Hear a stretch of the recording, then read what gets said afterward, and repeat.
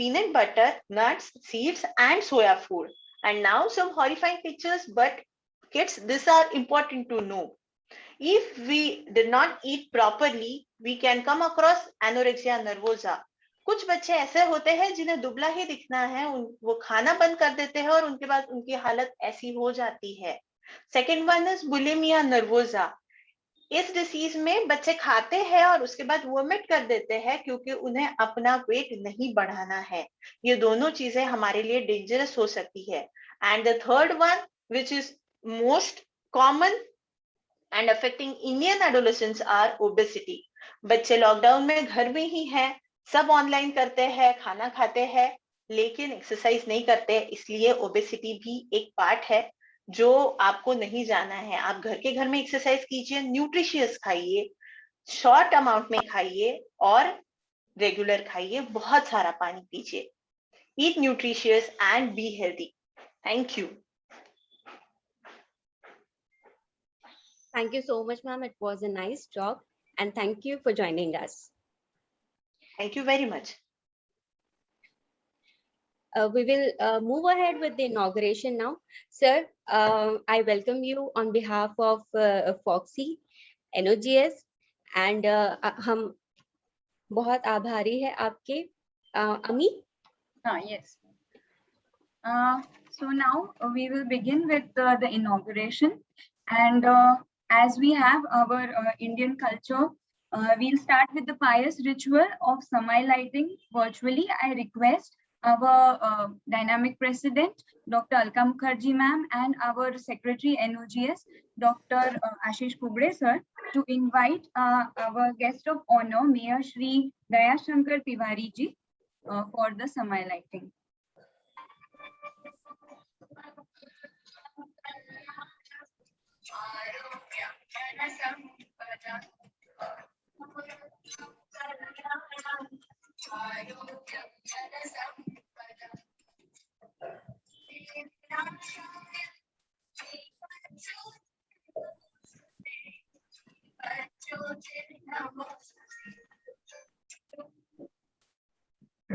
I request Alka ma'am for her presidential address. Chief Guest Mayor sir, am I audible? Yes, ma'am. Yes, ma'am. Foxy representation, Dr. Manik sir, among the representation, Dr. Shukriya madam, Association of Adolescent Health, Dr. Devghare sir, Academy of Pediatrics, Dr. Dhote sir, respected all the principal madam sirs of all the schools, all the teachers, conference organizers, all the esteemed speakers, and dear boys and girls. Today we are here with some new and scientific information for you all. We all know adolescence is the time of our growth spurt and puberty changes. Psychiatry के हिसाब से इंसान की जिंदगी का सबसे महत्वपूर्ण समय होता है ये एडोलेसेंस, जिसकी उम्र होती है 13 से 19 साल तक. और ये वही समय है जब हम बचपन से एक कदम आगे की ओर रखते हैं, यानी हम लोग परिपक्वता की ओर बढ़ते हैं. हर बच्चे को टीनेज के प्रक्रिया से गुजरना ही पड़ता है. टीनेज जीवन के एक ऐसी स्टेज है जिसमें आपके शारीरिक बदलाव के साथ में मानसिक बदलाव भी होने लगते हैं, और इसके साथ में आपके व्यवहार में भी अंतर आने लगता है. And you become interested in experimenting. बहुत सारे बच्चे शरीर और उनके व्यवहार में हो रहे बदलावों को या चेंजेस को आसानी से स्वीकार नहीं कर पाते. ये बदलाव उनके लिए एक बड़ी समस्या बन जाते हैं, और कई बार उनकी समस्याओं का समाधान उनके टीचर्स के पास या उनके पेरेंट्स के पास भी नहीं होता. अब इसी टीनेज की शुरुआत के साथ में मॉम डैड और बच्चों के बीच में शिकायतों का एक दौर शुरू हो जाता है. पेरेंट्स को शिकायत होती है कि बच्चे अब उनकी बात कम सुनते हैं, उनकी बात नहीं सुनते या अपनी मनमानी करते हैं. और पेरेंट्स का अपनी ओर से चिंता करना बड़ा स्वाभाविक है, लेकिन समस्या तब शुरू होती है जब parents become over protective for the children. इस उम्र के दौरान बच्चों में निर्णय लेने की योग्यता भी आती है. बच्चे अपने आप को बहुत ज्यादा इंपॉर्टेंस देने लगते हैं. उनको लगता है उनका भी उतना ही रिस्पेक्ट होना चाहिए जितना बड़ों का होता है, और उनकी बात भी अच्छे से सुनी जानी चाहिए. और बच्चों को शिकायत होती है कि माता पिता बार बार बात पे रोक टोक लगा रहे हैं, उन्हें सीरियसली नहीं ले रहे, उनकी आजादी पर रोक लगा रहे हैं. अब इसीलिए इस हम लोग आए हैं इस प्री कॉन्फ्रेंस वर्कशॉप को लेकर. इसमें हम आपको बता रहे हैं बच्चों में एडोलेसेंस के क्या लक्षण होते हैं, क्या समस्याएं आती हैं, उनके समाधान क्या हैं। हो सकता है इस वर्कशॉप के बारे में आप अपनी बेटी को, अपने बेटे को या फिर अपने स्टूडेंट्स को बहुत अच्छे से समझ पाए और आपको सभी समस्याओं का समाधान अच्छे से मिल जाए। आप सभी का तथा आदरणीय मेयर साहब जी का, ऑल स्कूल अथॉरिटीज का, मिष्टी कोटकर मैडम, सुप्रिया का, उपास्य साहब, सबका धन्यवाद करती हूँ। Wish you happy learning. Thank you so much. Over to you master of ceremony. Yes.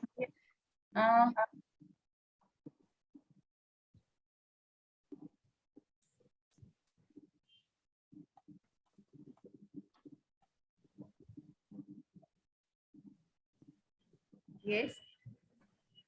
Now I'd like to invite our chief guest, Mayor Shri Dayashankar Tiwari ji, for his words of wisdom.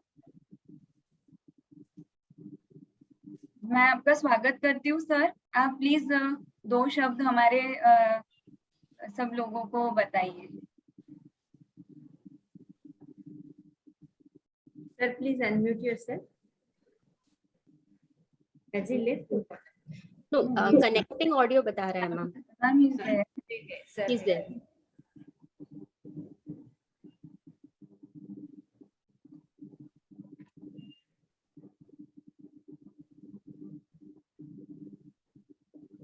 Sir, please unmute कीजिए।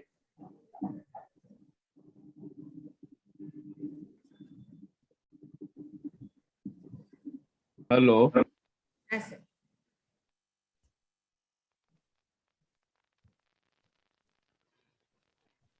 Sir आवाज आ रही है आपकी?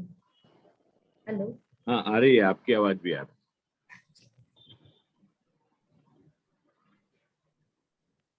Welcome sir. है। नमस्ते। Sir आप master of ceremony.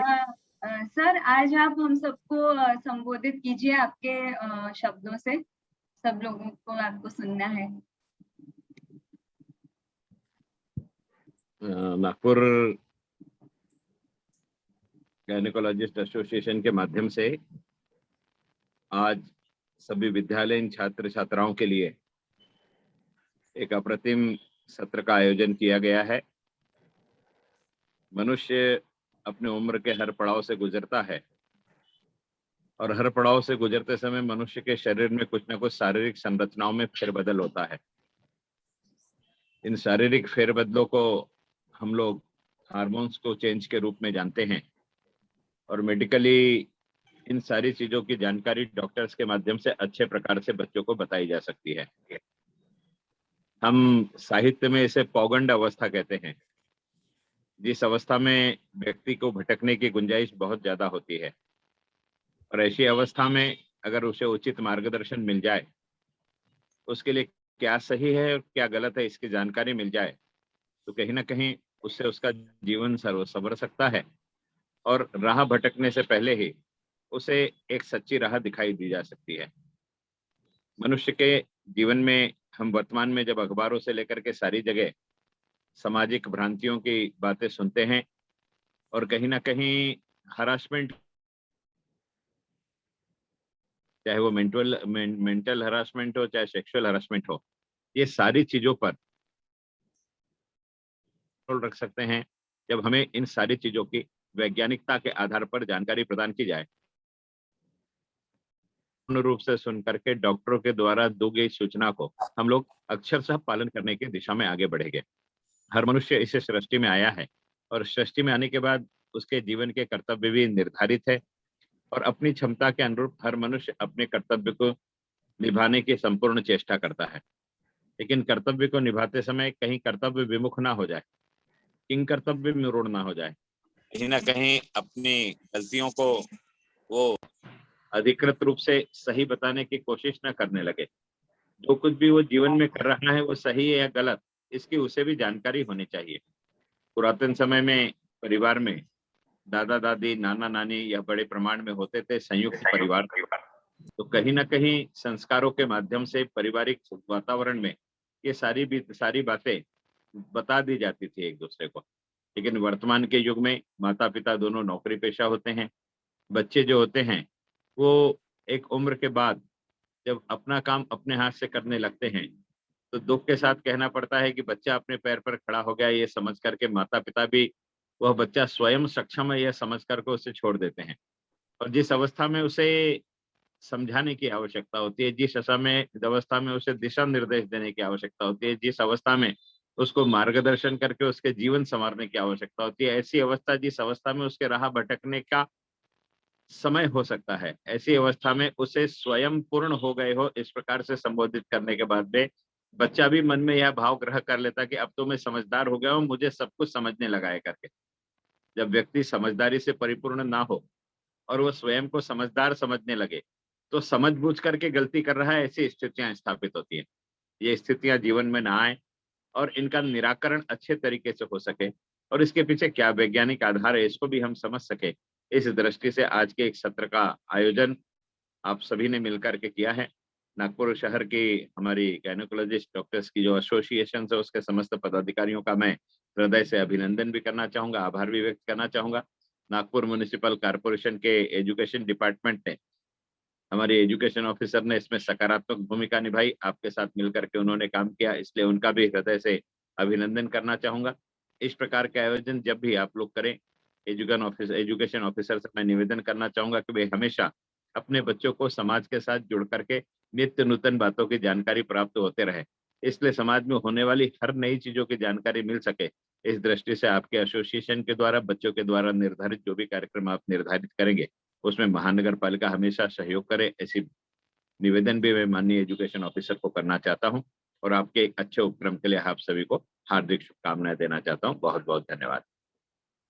बहुत बहुत धन्यवाद सर, आपने अपना कीमती वक्त हमें दिया और आपका ये टॉक जो है ये हमारे लिए बहुत ही मोटिवेशनल है, ये हमारे लिए बहुत प्रोत्साहित टॉक था। आगे हम और ऐसे प्रोग्राम और ऐसे कार्यक्रम करने के लिए प्रोत्साहित हुए हैं।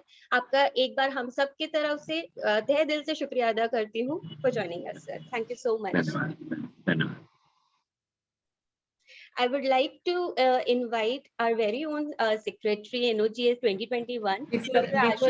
Before that, I feel Dr. Mane will say few words. Dr. Mane from Foxy. Yeah, I am there. सभी को मेरा प्रणाम।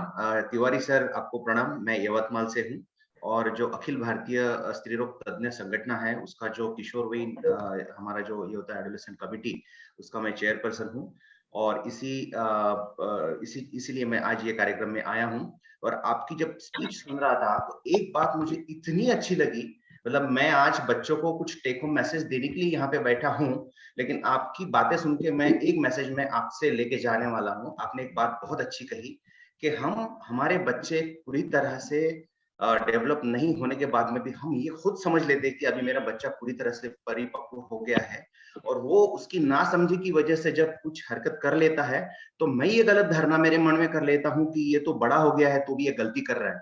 तो आइंदा मैं ये खुद as a parent, as a father, मैं ये बात हमेशा ध्यान में रखूंगा कि ये मेरी गलती है कि मैं इस चीज को मेरे दिमाग में लेके बैठा हूँ कि मेरा बच्चा अभी बड़ा हो गया है और वो जो भी गलत कर रहा है वो जानबूझ के कर रहा है, वो जानबूझ के नहीं हो रहा है, वो नेचुरली हो रहा है। जो शायद गलती मैंने भी की होगी या उससे ज्यादा भी गलतियां मैंने की होंगी, लेकिन मेरे साथ में मेरी जॉइंट फैमिली थी, मेरे दादा दादी थे, तो शायद ये सब बातें मेरे मम्मी पापा की जगह पे उन्होंने वो सब टैकल कर ली थी।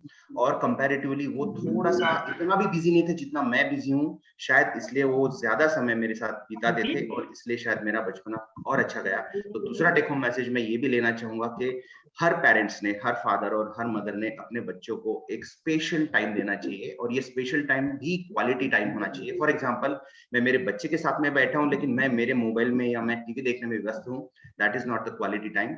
वो टाइम ऐसा टाइम चाहिए कि जहाँ पे सिर्फ दोनों ही लोग एक दूसरे से कनेक्टेड हो, मैं और मेरा बच्चा, वो मुझसे और मैं मुझसे, ना कि वो अपने मोबाइल से और मैं अपने मोबाइल से, या हम दोनों भी टीवी से कनेक्टेड हो। हम दोनों के बीच में जब कोई तीसरा नहीं होगा, that is quality time which should be a part of your life every day. और आज अगर करोगे तो हमेशा पाओगे, और अगर ये चीज अगर कोई पेरेंट्स आज मिस कर देता है तो उसने कल जाके अपने बच्चों से प्यार एक्सपेक्ट करना ये भी बहुत गलत है।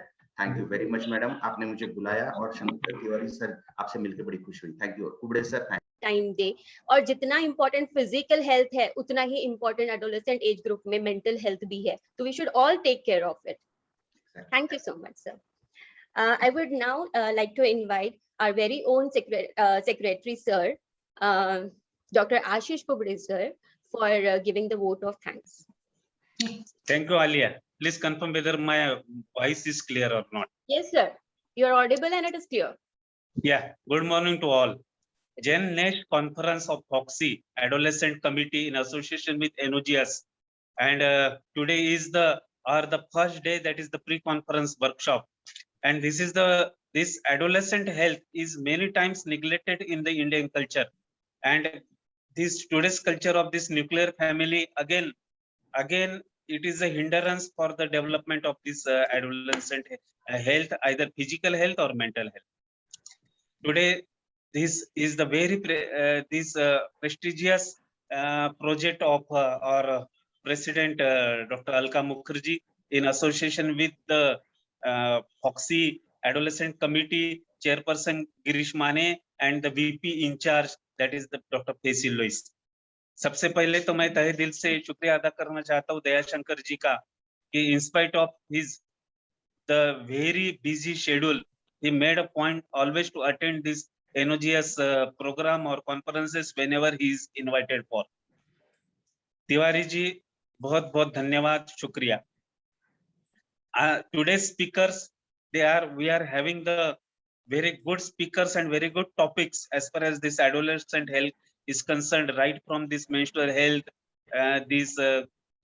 what we call the exercise, role of exercise or managing the peer pressure. And today's speakers, DCP Lohit Matani, Girish Maneji, Abhijit Bharadwaj, Swati Wagmare, Supriya Arwari. I always like the talk of Supriya Arwari. She's having the different style of her presentation. Aditi Gullane and Kamlakar Devgare. Today, our organizing team, Dipti, Bhavna, Alia, Payal, I know they are working very hard since the last 15 days to make this conference successful. Thank you, MOC, Bhavna and Alia, for conducting today's ceremony. And over to Alia for further proceeding. Sure, sir. Thank you so much, sir. We would now go ahead with our next session. I now invite Dr. Kamlakar Devgare sir for our next topic, which is dealing with neuroscience of adolescent. Devgare sir is the President Adolescent Health Academy in Nagpur, and he has been doing a lot of work in the adolescent health. Sir, please. Hello, sir. Sir, please. Welcome, sir. Sir, please unmute yourself. Yeah. Am I audible? Yes, sir. Madam. Okay. Yes, sir. I will start my screen sharing. Yes, sir, please.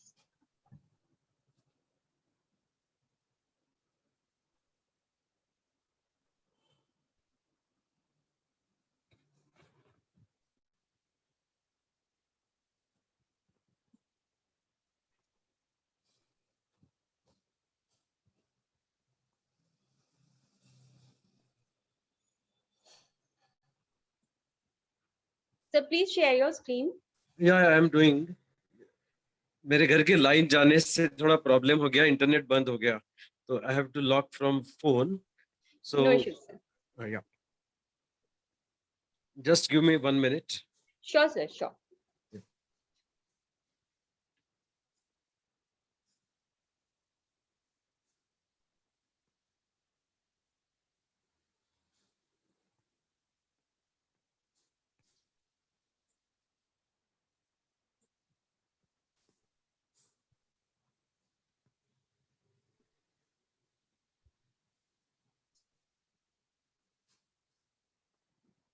Is my screen visible, madam? Yes, sir. Yeah, just a minute.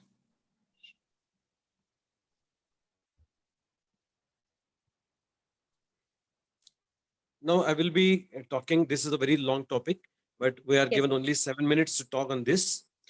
मैं ज्यादा से ज्यादा हिंदी, मराठी और इसमें बात करना चाहूंगा और बीच बीच में थोड़ा अंग्रेजी बोलूंगा.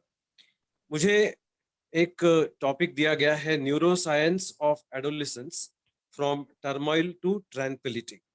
और ये जो न्यूरो साइंस है हमारे ब्रेन का, ये बहुत ही इम्पॉर्टेंट है. और पर्टिकुलरली एडोलेसेंट फेज में, अभी सभी लोगों ने जो प्रीवियस स्पीकर्स थे उन्होंने अपने को बता दिया है कि हमारे जो एडोलिसेंट ब्रेन है उसमें कुछ डेवलपमेंट्स होने वाली है और ये रैपिड डेवलपमेंट का फेज है। किसी ने बोला कि ये 21 साल तक है, किसी ने बोला कि ये 19 साल तक है, लेकिन एक्चुअली अगर हम कंसिडर करें तो मैं बोलूंगा कि हमारे ब्रेन का जो मैचुरेशन हो रहा है वो मैचुरेशन जो है वो कम से कम 24 से 25 साल तक कंटिन्यू होता है। और इसीलिए बहुत बार एडोलिसेंट जो हमारे बच्चे हैं उनका डिसीजन मेकिंग कैपेसिटी थोड़ा प्रॉब्लमेटिक हो जाता है। अभी आपको ये मैं स्लाइड दिखा रहा हूँ जिसमें आपको दिख रहा है कि trouble with your kids these days is that you are spoiled, everything is made so easy for you and in my days really had it tough। ये देखो, ये स्टोन एज का मैन अपने बच्चों को बता रहा है। उस समय भी वो बोल रहा था कि मेरे बचपन में चीजें बहुत अच्छी थी और अभी आपके बचपन में चीजें बहुत खराब हो गई, आप सब लोग बहुत खराब है। मैं Excuse me, सबको sir. यहाँ पे Sorry to interrupt you. या So can you please make it a slide share, please? या is it visible now Yes, slide? sir. Okay, better. Yes, या sir. Thank you, तो sir. मैं ये कहना चाहता था कि जो स्टोन एज के जो लोग थे उस समय भी यही चीज होती थी और अभी भी वही चीज हो रही है। तो मैं सबको आह्वान करना चाहूंगा कि मैं और आप हमारे बच्चों को उनके ऊपर उंगलियां मत दिखाइए और वो आप उनको ये मत बोलिए कि आप खराब हो, आप स्पॉइल हो गए हो। ऐसा क्यों? क्योंकि उनके ब्रेन में, जो कि हम बोलेंगे सादी भाषा में, जो बच्चों को समझता है कि हमारे ब्रेन में कुछ केमिकल लोचा हो रहा है। ये केमिकल लोचा क्या है? What are these hormones, what are these endorphins, जो मेडिकल साइंस में we are talking about endorphins and all that. तो मैं आपको ये कहना चाहूंगा कि यहाँ पर 4 मेन हॉर्मोन्स है हमारे ब्रेन में तैयार होने वाले। एक है डोपामीन, दूसरा है सीरोटोनिन, तीसरा है ऑक्सीटोसिन और चौथा है एड्रिनलिन, नॉरएड्रिनलिन। इसके अलावा और बहुत सारे हॉर्मोन्स यहाँ पे डेवलप होने वाले हैं, लेकिन मैं डोपामिन, सीरोटोनिन और ऑक्सीटोसिन इनकी बात ये 7-8 मिनट में आपके साथ करने वाला। उसके लिए मैं आपको कुछ स्लाइड्स में यहाँ पे स्किप करने वाला हूँ कि जहाँ जो बच्चों में ब्रेन डेवलपमेंट कैसा होता है और उसका इम्पैक्ट क्या होता है, ये मुझे बताना है।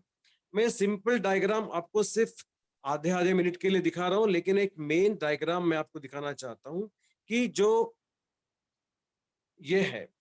अभी आप देखिए कि ये एमआरआई स्कैन किया गया है बच्चों के ब्रेन का, और अगर आपके स्क्रीन में दिख रहा है तो जो ब्लू एरिया है ये मैचुरेशन का एरिया आपको दिखा रहा है, और जो ग्रीन और येलो एरिया है वो अभी मैच्योर नहीं हुआ है। तो जैसे जैसे एज बढ़ता है तो यहाँ पे दिखाया गया है कि 20 साल के ऊपर भी उसका मैचुरेशन अभी होने का है।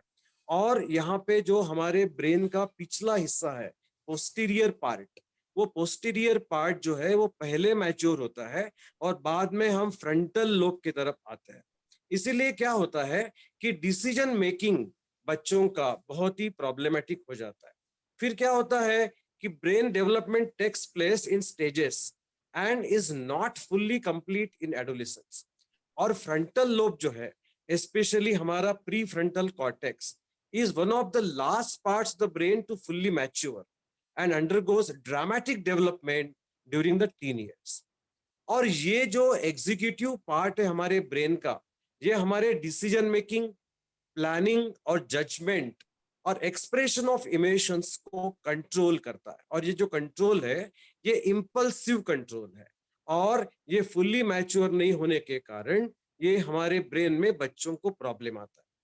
फिर क्या होता है, ये बच्चे क्या करते हैं, हमारे ब्रेन में और एक पार्ट है, उसका नाम है लिम्बिक सिस्टम।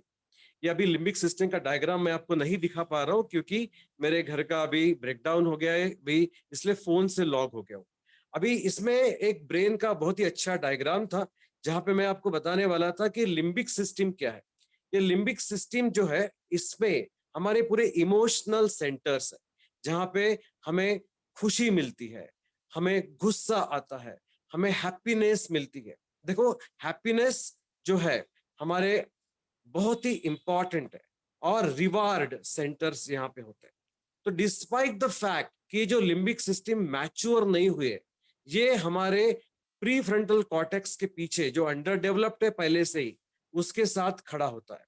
उसके कारण क्या होता है कि ये जो एडोलिसेंट है ये मूड स्विंग्स को एक्सपीरियंस करता है और उसके कारण वो इम्पल्सिव बिहेवियर करता है एडल्ट्स के कंपैरिजन में। तो फिर क्या होता है कि टीनेजर्स जो है डिसीजंस जो है इमोशनल सेंटर से लेते हैं rather than from the prefrontal cortex. ये प्रीफ्रंटल कॉर्टेक्स जो है, जो बॉस है हमारे डिसीजन मेकिंग का, जो सामने का हिस्सा है हमारे ब्रेन का, वो मैच्योर नहीं हुआ है, इसलिए इमोशनल सेंटर उसको कोई भी डिसीजन लेने के लिए कंपल्सिव उसके लिए बिहेवियर करता है। और उसके कारण क्या होता है, fight, flight and freeze, impulsive decision, hot and cold cognition, ऐसा कुछ उसमें होता है। ये सब डायग्राम्स में स्किप कर रहा हूं। अभी डोपामिन क्या है, ये डोपामिन प्रोडक्शन जो है ये एडोलिसेंस में बढ़ जाता है और ये हमारे ब्रेन में जो रीडिस्ट्रीब्यूशन होता है और उसकी थ्रेशोल्ड लेवल जो है वो उस समय तक बढ़ती है। ये जो डोपामिन है ये क्या करता है कि ड्रग्स और अल्कोहल, थ्रिल सीकिंग, इसके कारण वो सिक्रीट होता है ज्यादा मात्रा में और उसके कारण हमें प्लेजर मिलता है। मैं दो शब्दों का उपयोग यहाँ पे करूंगा, एक प्लेजर का और दूसरा हैप्पीनेस का। प्लेजर जो है ये शॉर्ट लिव्ड है, थोड़े देर के लिए। अगर हम बच्चे को चॉकलेट देते हैं, एक चॉकलेट, तो उसको प्लेजर मिलता है लेकिन उसका समाधान नहीं होता, फिर वो बोलता है कि मुझे और एक चॉकलेट दो, और एक चॉकलेट दो।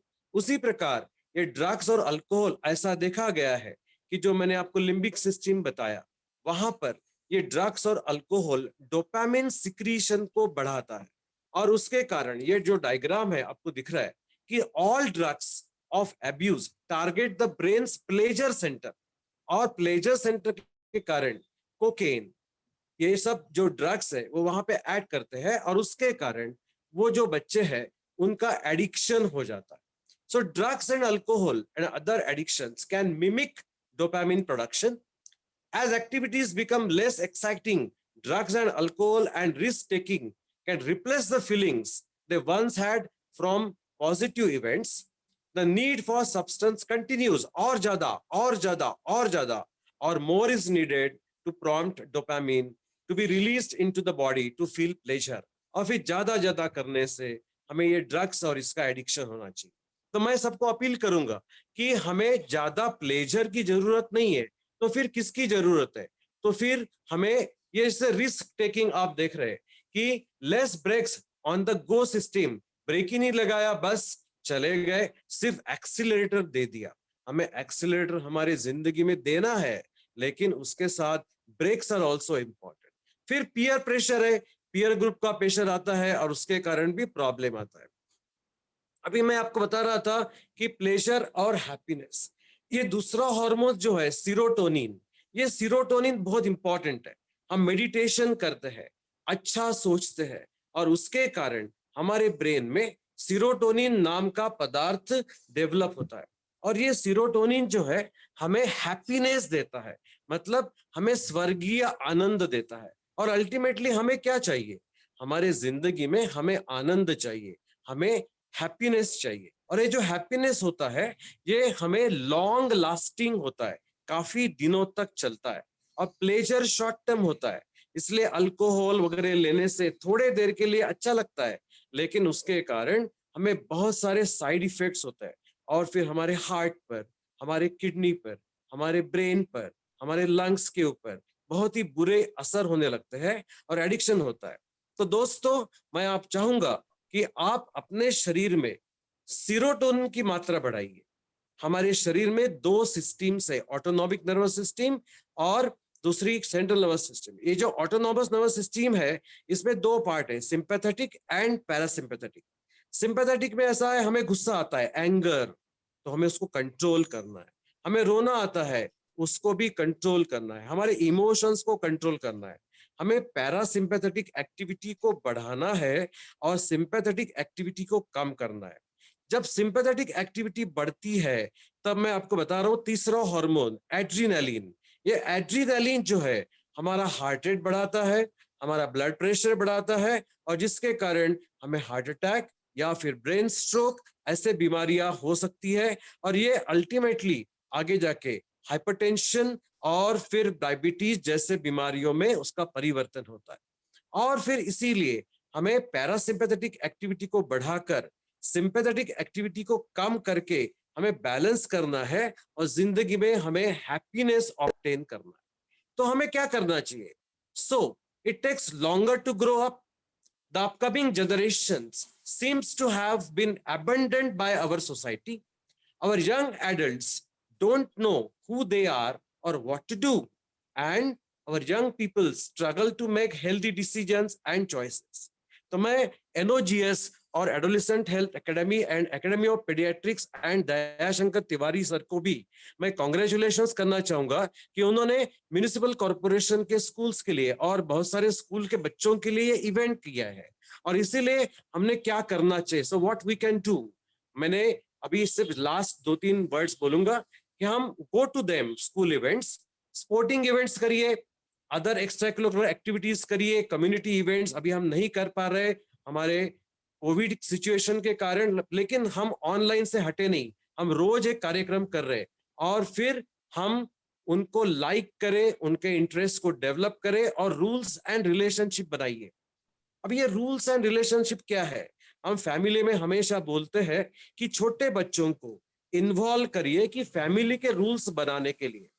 स्कूल में मैं मैडम को भी आह्वान करूंगा कि आप स्कूल में जो डिसिप्लिन कर रहे हैं वो डिसिप्लिन के लिए आप बच्चों को रूल्स बनाने के लिए बोलिए, ताकि अगर कोई भी रूल अगर ब्रेक करता है तो बच्चे उसको एग्री होते हैं कि हाँ मैडम कि ये रूल हमने ब्रेक किया तो ये सजा हमें मिलना चाहिए। सजा देने का मतलब कोई मारना या ऐसा कुछ नहीं होता है, हमें उसका जो गलती है उसको करेक्ट करना। तो फिर हमें क्या करना चाहिए? बी रियल, अगर आपसे गलती हुई है तो एपोलोजाइज, नो योर बाउंड्रीज और लिमिटेशंस, खुद के लिमिटेशंस को जानो, keep your promises and know what you can promise, more is caught than taught. हम क्या करते हैं? बहुत ज्यादा लेक्चरबाजी करते हैं। No one cares how much you know until they know how much you care, that is very important. 90 minutes that can make a difference in a life of an adolescent. 15 minute एक phone call, 15 minute एक 3 notes of encouragement और 60 minutes one personal visit, we can prevent suicides in this. अभी depression के बारे में Bhardwaj sir आपको बोलने वाले हैं। There is no word in a teenager's vocabulary more enjoyed than the sound of his or her name. Rules without relationship lead to rebellion. Dear friends, मैं अभी आपको एक बस लास्ट मिनट एक मैं पोएम तैयार किया हूं, वो पोएम को पढ़ के दिखाऊंगा। और ये पोएम मैंने एडोलेसेंट्स के लिए स्पेशली बनाई है, तो मैं खुद बनाई है और ये आपका जाना पहचाना गाना है, वो है मैं हूं कौन, मैं हूं कौन, मैं हूं डॉन। बस अरे दीवानो मुझे पहचानो, अरे दीवानो मुझे पहचानो, कहां से आया मैं हूं कौन। तुमने जो देखा है, सोचा है, समझा है, जाना है, मैं वो नहीं, मैं वो नहीं। मैं तो यारों का यार हूं, रोमा का प्यार हूं, मैं हूं वही, मैं हूं मही। मुझे अपनी राह बनानी है, मुझे अपनी राह बनानी है, अपने सपने सजाने हैं। मैंने क्या सोचा है, क्या जाना है, क्या देखा है, क्या ख्वाब देखा है, तुम जानो ना, तुम जानो ना। अरे दुनिया को बदलूं मैं, आसमां को छू लूं मैं, अरे दुनिया को बदलूं मैं, आसमां को छू लूं मैं, और सूरज को भी पकड़ूं मैं हूं वही, मैं हूं वही। दोस्तों मुझे गिरने दो, मुझे संभलने दो, मुझे गिरने दो, मुझे संभलने दो। ओ पापा, ओ मम्मी, मुझे रोको मत, मुझे टोको मत, मुझे अपने राह चलने दो, मुझे अपने राह चलने दो, मुझे अपने राह चलने दो। Thank you everybody. Thank you for everybody for giving me the opportunity. Thanks. Thank you so much, Devgare sir. It was such a wonderful and informative session. Thank you so much, sir. And I'm sure कि सारे participants को एक बहुत ही अच्छा message मिला आपके talk के through, sir. Thank you. Excellent, super excellent. Not the only excellent, it is super excellent. Thank you, sir. Thank you so much, sir. मेरे घर का इंटरनेट चला गया, लाइन चली गई, अपने फोन से लॉक करना, 2-3 स्लाइड नहीं दिखा पाया, उसके लिए सॉरी। नेक्स्ट टाइम कभी चांस मिला तो जरूर दिखाऊंगा। Sure, sir. Thank you so much, sir. It was an excellent lecture, sir. Thank you. It was an excellent lecture, sir. Thank you so much, sir. It was an excellent lecture, sir. It was an excellent lecture, sir. Thank you so much, sir. Thank you. Thank you. Okay, so moving on, with very interesting talks coming up in the next session. I would now like to invite Dr. Girish Mane, sir, a very dynamic person, the chairperson, Adolescent Health Committee, FOXY. Sir has done a lot of work in adolescent health. He is a recipient of many awards for his work. Sir, I welcome you. Thank you. Thanks a lot for generous introduction, and thank you, Alka madam, for inviting me. Thank you, Ashish sir. Can I share my screen? Yeah. Please.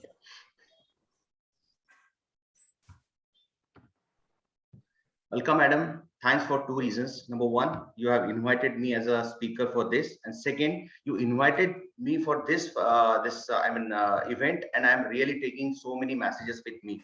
And really, hats off to you, sir. It was an excellent, super excellent talk. And future may I'll give you some troubles, and I'm inviting you on the national platform of FOXY for the same lecture, because not only the adolescents but their parents, they also needs a lot of counseling, and you are the bestest counselor I ever seen, at least for the parents, when the emotional part or the psychology part of the adolescent is taken care. So friends, dear friends, today I am talking on a very important aspect of adolescent, that is how to tackle the peer pressure, and you must understand what exactly the peer pressure is. So these are the so friends, this is the very famous person. आपको सब मालूम है, ये आप जानते ही हो इन्हें, इनका नाम है ब्रूस ली। ये चाइना के बहुत ग्रेट हीरो थे। उन्होंने कहा है कि I am not in this world to live up to your expectation, even you are not in this world to live up mine. मतलब क्या है कि मैं किसी और के लिए पैदा नहीं हुआ हूँ, और कोई भी मेरे लिए कुछ कर नहीं सकता। जो भी हूँ मैं मेरा हूँ। सो नाउ लेट ये अंडरस्टैंड कर लीजिए कि एग्जैक्टली पीयर मतलब क्या है। पीयर मतलब वही पर्सन की जो आपके हम उम्र हो, आपके जैसे सोचता हो, और उसकी एबिलिटी ऑलमोस्ट आपके जैसे हो। ये कोई भी हो सकता है, ये आपके स्कूल का फ्रेंड हो सकता है, या आपकी कम्युनिटी का फ्रेंड हो सकता है, और आज की दुनिया में मीडिया से भी ये पर्सन हो सकता है। और जब देखो, सबको लगता है कि मैं जो भी ग्रुप में हूं, मैं जो कम्युनिटी में हूं, I should be a part of that group, और मुझे उन्होंने एक्सेप्ट करना चाहिए, करेक्ट। और पीयर प्रेशर किसे कहते हैं कि जब मैं कोई चीज करना चाहता हूं लेकिन कोई मुझे करने नहीं दे रहा है, या मैं कोई चीज करना नहीं चाहता हूं लेकिन मुझे एक ग्रुप वो चीज करने के लिए मजबूर कर रहा है, उसी को हम कहते हैं peer pressure.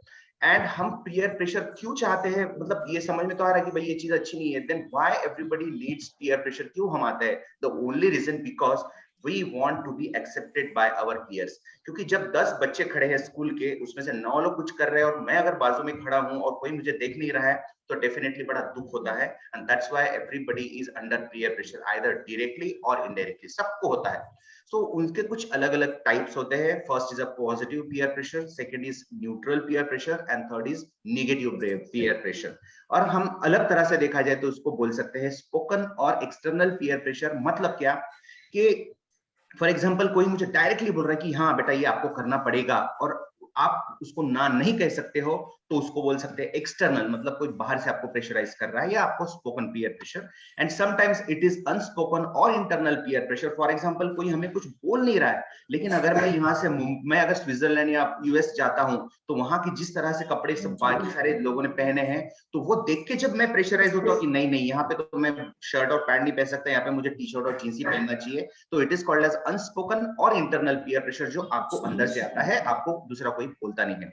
Now what exactly the positive peer pressure is, जब कोई आपको एनकरेज करता है for constructive actions. For example अगर आपके स्कूल के बच्चे ज्यादा पढ़ रहे हैं, वो देख के, मतलब फॉर एग्जांपल हॉस्टल में होता है कि कोई बच्चा थोड़ा एवरेज होता है स्टडीज में, लेकिन सारे बच्चों को पढ़ता हुआ देख के या उनकी एनकरेजमेंट की वजह से बहुत अच्छे से वो पढ़ता है, या कोई स्पोर्ट्स में पार्टिसिपेशन करता है, या म्यूजिक कॉम्पिटिशन में पार्ट करता है, या कोई ड्राइंग कॉम्पिटिशन में पार्ट लेता है, उसको खुद को नहीं मालूम रहता है कि मेरे में ये एबिलिटी है, लेकिन उसको दोस्तों की एनकरेजमेंट की वजह से जब वो आगे पढ़ता है, this is called as positive peer pressure. और आज हम यही चाहते हैं कि सब बच्चे पॉजिटिव पीयर प्रेशर ही उनके साथ में रहे। न्यूट्रल पीयर प्रेशर मतलब कि आप एक क्राउड का हिस्सा हो और सब लोगों को देख के वो चीज आप कर रहे हो, लेकिन ना उसमें कोई आपको हार्म हो रहा है, ना आपको कोई बहुत ज्यादा प्रॉब्लम हो रही है। फॉर एग्जांपल कि कोई भीड़ अगर कोई फंक्शन देखने के लिए जा रही है, एक पार्टी अटेंड करने जा रही है, और आप उन सबको देख के जब वो पार्टी अटेंड करते हो, तो उसको हम बोलते हैं neutral peer pressure, which is not harmful, but there is one entity which is called as negative peer pressure,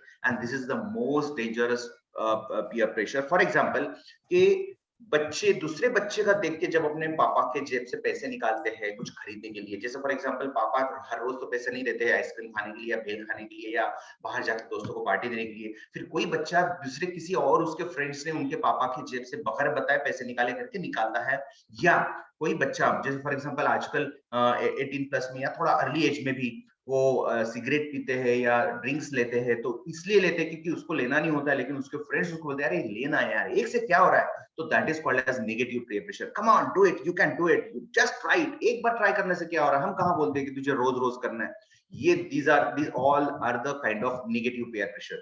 तो क्या ये पॉजिटिव पेयर प्रेशर सही में जिंदगी में अच्छा काम करता है? डेफिनेटली करता है। You may learn the new ideas, आपको न्यू आइडियाज मिलते हैं, आपको उनके एक्सपीरियंसेस शेयर करने को मिलते हैं। बहुत बार हमें खुद का टैलेंट हमें खुद पता चलता है। फॉर एग्जांपल जब मैं मेडिकल कॉलेज में गया था तो मैं स्टेज पे चढ़ के कभी मेरा नाम भी नहीं बताया था, गाना गाना तो बहुत दूर की बात है। लेकिन जब मेरे हॉस्टल में हम लोग किसी का बर्थडे होता था तो सब धींगा मस्ती करते थे, तो उसमें मैंने गाते गाते कुछ चंद लाइनें गाना शुरू कर दिया, तो फिर मेरे दोस्तों ने मुझे इनकरेज कर दिया और देन आई फाउंड कि यार आई कैन सिंग, और फिर उसके बाद में मुझे ये मेरा टैलेंट पता चला। आपको भी ऐसा कभी ना कभी जिंदगी में पक्का होगा। फिर बहुत बार ये होता है कि यार ये मैं करूं कि नहीं करूं, ये कंपटीशन में जाऊं कि नहीं जाऊं, मुझे तो बड़ा डर लग रहा है। तो आपके जो अच्छे और सच्चे दोस्त होते हैं वो आपको हमेशा इनकरेज करेंगे कि डोंट वरी बॉस, हम हैं तेरे साथ, तू कर। तो ये सारे बेनिफिट्स हमें उससे मिलते हैं। और बहुत बार आपके दोस्त आपको लॉ ब्रेक करने से बचा सकते हैं, आपके फैमिली से हर्ट करने से बचा सकते हैं, आपकी हेल्थ भी आप हर्ट होने से आपको बचा सकते हैं। इसलिए the good peer pressure is always beneficial by many means। Friendship develop करने के लिए, सोशल इमेज बनाने के लिए, एनकरेजमेंट के लिए और अच्छी एडवाइसेस के लिए। लेकिन बैड पीयर प्रेशर हमेशा बुरी आपके साथ में बुरा कर सकता है। आपको जो गंदी आदतें, फॉर एग्जांपल ड्रग्स लेना भी सर ने जो बताया, देन ड्रिंकिंग हैबिट्स, इवन एक अच्छी उम्र मतलब सफिशिएंट एज के पहले शारीरिक संबंध के अंदर में आपका इन्वॉल्वमेंट भी बैड पीयर प्रेशर की वजह से आ सकता है। हमेशा बस यही एक बात बोली जाती है कि यार एक बार करके देख, कुछ नहीं होता। सो दोस्तों ये आपको डिसाइड करना है कि हमने क्या करना है। So there are main 5 negative effects of the bad peer pressure. Number 1, wrong influence. तो आप रॉन्ग इन्फ्लुएंस में जा सकते हो। देन आप आपका एकेडमिक्स भी लूज कर सकते हो। फॉर एग्जांपल कि अगर आपको बुरी आदतें लग गई तो आपका सारा ध्यान यही करने में जाएगा कि आज के मेरे सिगरेट के पैसों का इंतजाम मैं कैसे करूं, या मुझे कोई देख ना ले, तो आप कहीं और जाके ये सब चीजें करने लगोगे।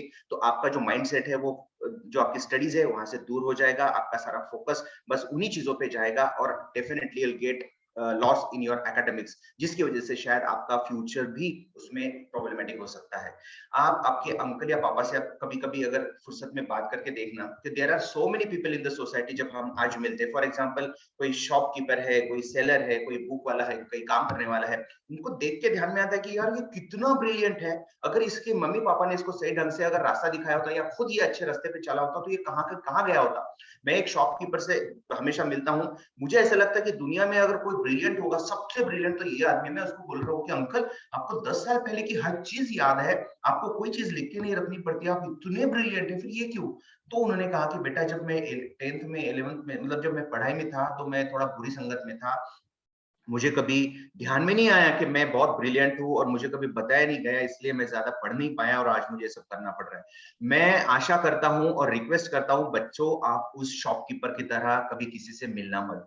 अगर आप में टैलेंट है, आप में एबिलिटी है, तो उसको सही तरह से तराशना आपके पेरेंट्स का तो काम है और वो तो डेफिनेटली उसके पीछे लगेंगे, लेकिन वो चीज को समझ के हमारे खुद के अंदर में ढाल के अपनी जिंदगी को आगे ले जाना, ये सिर्फ आपके ही हाथ में है।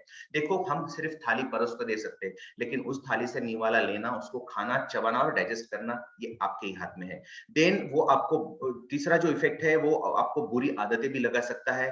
उसके बाद में you can go away from your family members, correct? क्योंकि बुरी आदतें लगेगी तो डेफिनेटली आपकी हॉबीज कम हो जाएगी, आपका एकेडमिक्स परफॉर्मेंस अच्छा नहीं होगा। फिर नेचुरली अगर पता चल गया कि हमारे जेब से पैसे जा रहे हैं तो मम्मी पापा के जो इंप्रेशन है वो आपके ऊपर का जो है वो हट जाएगा और डेफिनेटली आप उनसे थोड़ा थोड़ा दूर जाने लगोगे। और अगर हम हमारे फैमिली के साथ में नहीं रह पाएंगे तो जिंदगी की किसी और के साथ में रह के कोई मीनिंग ही नहीं बनता, correct? Then involve in the self harm, और अगर बहुत ज्यादा डिप्रेशन आया, बहुत प्रॉब्लम्स में आया, तो कभी कभी सुसाइड या बुरी बुरी चीजें भी हो सकती है। तो पहले ही सब आप लोग self esteem, relationship, tuition fees, school work, student loan, so इतनी सारी प्रॉब्लम में ऑलरेडी आप सब लोग फंस चुके हैं। तो मेरे दोस्तों, प्यारे दोस्तों, आप मुझे बताइए, do you want to be like that because of your bad peer pressure, isn't it? तो ये कुछ पिक्स है जो देख के आपको ध्यान में आ रहा है कि छोटे छोटे बच्चे आपको किस तरह से लत लगाने के पीछे लग सकते हैं। और ये सब करते करते अगर आपका बहुत नसीब खराब रहा, कुछ आपके हाथ से कुछ गलती हो गई, कहीं जाके झगड़ा हो गया, आपने कुछ दिन पहले पढ़ा होगा लॉकडाउन के फेज में नागपुर के कुछ बच्चों ने एक कोई दारू की दुकान में आके मारा पीट करी थी, उनको ये किया था, तो पुलिस ने उनको रास्ते पे से पूरे कपड़े उतार के हथकड़ी पहना के रास्ते से घुमाया था। तो भगवान, अभी वो भी तो बच्चे हैं, उनको भी तो भगवान ने सेम दिमाग दिया है, फिर वो ऐसा क्यों करते? Only because of the bad peer pressure. और मैं नहीं चाहूंगा कि कोई भी बच्चा, अर्थ का कोई भी बच्चा बैड पीयर प्रेशर के अंदर में आके कुछ गलत सलत कर बैठे। बेटा, the greatest prison people lie in is the fear of what the other people think. हमेशा सबसे बड़ा जेल हमारा कौन सा है कि हम बस यही सोचते रहते कि लोग क्या कहेंगे, लोग कोई कुछ भी करे। Although the peer pressure has its good and bad, you have to accept what is good and what is bad. आपको ही ये सब चीजें फेस करना है। If not, we will be influenced by our peers to do something which is dangerous and unhealthy. तो हमेशा आईने के सामने हमेशा जाके सुबह एक बार तो भी बोलना चाहिए कि I am precious, I am priceless, I am unique, one of a kind, I can think of myself, I can say no when I want to. और जहां पे बड़ा नो करने की जरूरत है वहां पे पक्का नो करिए, क्योंकि वो नो कैसे बोलूं, ये प्रॉब्लम्स में फंसते हुए जब आप यस कर देते हो तो आपको जिंदगी से बड़ा नो मिल सकता है। नाउ लेट्स टॉक कि how to control this peer pressure. Say no, जहां नहीं बोलना है वहां बिल्कुल नहीं बोलना है। टेक अ प्रॉपर एक्शन, जहां पे आपको प्रॉपर एक्शन करनी है, मतलब for example you go to your family, आप उनको बताइए कि मेरे साथ ऐसा ऐसा हुआ है, उनके सजेशंस लीजिए, उसके बाद में plan for the possible pressure situation. For example कि आपको मालूम होता है कि जैसे फॉर एग्जांपल दोस्तों ने बुलाया, वहां पे पार्टी है और वहां पे कोई ड्रिंक्स भी अवेलेबल होने वाली है, आपको अगर जानकारी मिली तो आप पहले रिहर्सल कीजिए कि मैं इसको कैसे उनको ना बोलने वाला हूँ, उसके ऊपर पहले प्लान बनाइए। क्योंकि वहां जाने के बाद में अचानक से अगर आप सोचने लगोगे कि अभी मैं क्या करूं, तो इट्स वेरी डिफिकल्ट। अभी सर ने कहा था कि आपकी उम्र में आपका जो ब्रेन है फुल्ली डेवलप नहीं है, तो जब भी आप ऐसी कोई चीज को अप्रहेंशन करते हैं या आपको पॉसिबिलिटी लगती है कि मुझे ये सिचुएशन में जाने के बाद भी प्रॉब्लम हो सकती है, तो वो चीज को पहले ही शांति से बैठ के हाउ टू हैंडल दैट, उसको कैसे करना है, उसका एक छोटा सा रिहर्सल भी करिए। उसके बाद में वहां जाके आपको वो चीज को करना है, और ये करते करते आपको ये सारी ट्रिक्स आएंगी। And hang with the people who feel the same why we do. और उन्हीं लोगों के साथ में अच्छी संगत में रहने की कोशिश करिएगा जहां पे आपको ऐसा लगा कि ये बच्चे अच्छे नहीं हैं, उनसे दूर रहना चाहिए। बच्चों, दुनिया में कोई भी परफेक्ट नहीं है, इसलिए पेंसिलों में भी इरेजर लगे होते हैं ना। जो पेंसिल लिखती है उसी के साथ में उसका लिखावट को खोलने का रबर भी लगा हुआ रहता है। तो कभी जिंदगी में ये मत सोचना कि मैं परफेक्ट नहीं हूं, मुझे कुछ नहीं आता, मुझे कुछ नहीं समझता, क्योंकि जो आदमी आपको सबसे ज्यादा परफेक्ट लगता है उसी समय वो भी यही सोचते रहता कि यार मैं परफेक्ट नहीं हूं। क्योंकि किसी को भी खुद की तरफ देखने के बाद में ऐसा ही लगता है कि वो सामने जो बंदा है उससे मैं ज्यादा मतलब परफेक्ट नहीं हूं। So take home message for today's session from myself is peers are essential in life. दोस्तों के बिना जिंदगी बिल्कुल अधूरी है, 101% true. They can build up positive aura around you. वो आपकी जिंदगी के आपके सामने आपके साथ में पॉजिटिव ऑरा क्रिएट कर सकते हैं, लेकिन you should identify the negative peers. आपने पहचानना है कि कौन से लड़के या कौन सा ग्रुप या कौन से पीयर्स मेरे लिए नेगेटिव हो सकते हैं या है। The negative peer pressure can spoil your life. आप चाहे कितने अच्छे माँ बाप के बच्चे हो, आप चाहे कितने भी ब्रिलियंट हो, आप चाहे कितने भी हैंडसम हो, लड़कियां कितनी भी ब्यूटीफुल रहे, या आपको कितने भी मेडल मिले हुए, अगर लेकिन गलत संगत में आप आए तो आपकी पूरी जिंदगी स्पॉइल हो सकती है। मैं ऐसे मेरे पास में हजारों एग्जांपल्स है कि बहुत अच्छी ब्रिलियंट लड़कियां, बहुत अच्छी घर की लड़कियां, बहुत अच्छे फादर्स या मदर्स की जो बेटियां हैं, गलत संगत में पढ़ के उन्होंने कुछ तो भी गलत किया और आज की समय में उनकी हालत ऐसी है बस लाइफ खत्म करना है या लाइफ चलाते रहना है। तो while you are getting spoiled you never know it। और ये जब आपके साथ में होते रहता है, आप जब गलत करते रहते हो तो आपको ये बातें पता नहीं चलती। अगर पता चली होती तो शायद आपने उसको करेक्ट किया होता। तो हमेशा ये बात ध्यान रखें कि गलत बातें हमेशा आपको आइडेंटिफाई करना है, उससे दूर रहना है। You are the future of your family and future of India। आप जैसे बच्चों के ऊपर ही आपके फैमिली का, और सिर्फ फैमिली का नहीं, हमारे देश का भी भविष्य है। And that's why you please take care yourself and your family। Thank you very much madam once again. और जाते जाते मैं इतना ही कहूंगा कि if you follow the crowd you might get lost in it. So खुद की आइडेंटिटी बनाओ, और क्राउड में भी रहना है तो अच्छे क्राउड में रहो और अपने जिंदगी को उज्जवल बनाओ। Thank you very much. Thank you very much, Alka madam. Over to you. Thank you so much, sir. It was such a nice talk. It was such a wonderful talk. And it is one of this so important aspect. Peer pressure is such an important aspect in shaping the future of our adolescents. And adolescents are our next future generation. Thank you so much, sir, for joining us. Thanks. Excellent talk, sir. So moving ahead, I would now like to invite Dr. Abhijit Bhardwaj, sir. Sir is a renowned pediatrician and adolescent counselor practicing at Wadi. Sir has conducted various programs for adolescent health. Sir, please join us. Yes. Good morning, everybody. Good morning, sir. Am I audible? Yes, sir. Yeah. So is my screen visible? Yes, sir. Please go ahead. Thank you. Thank you. My topic is depression.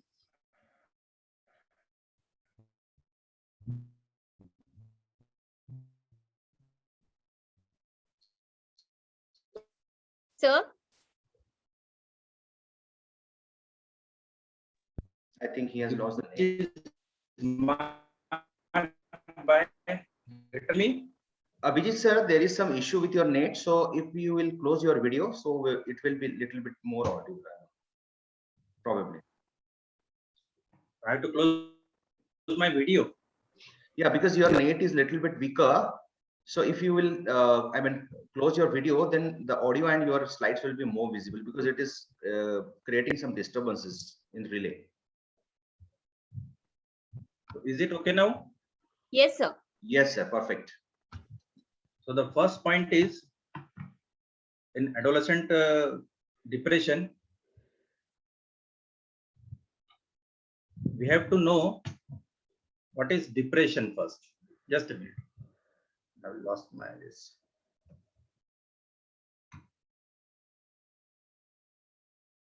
Just a minute.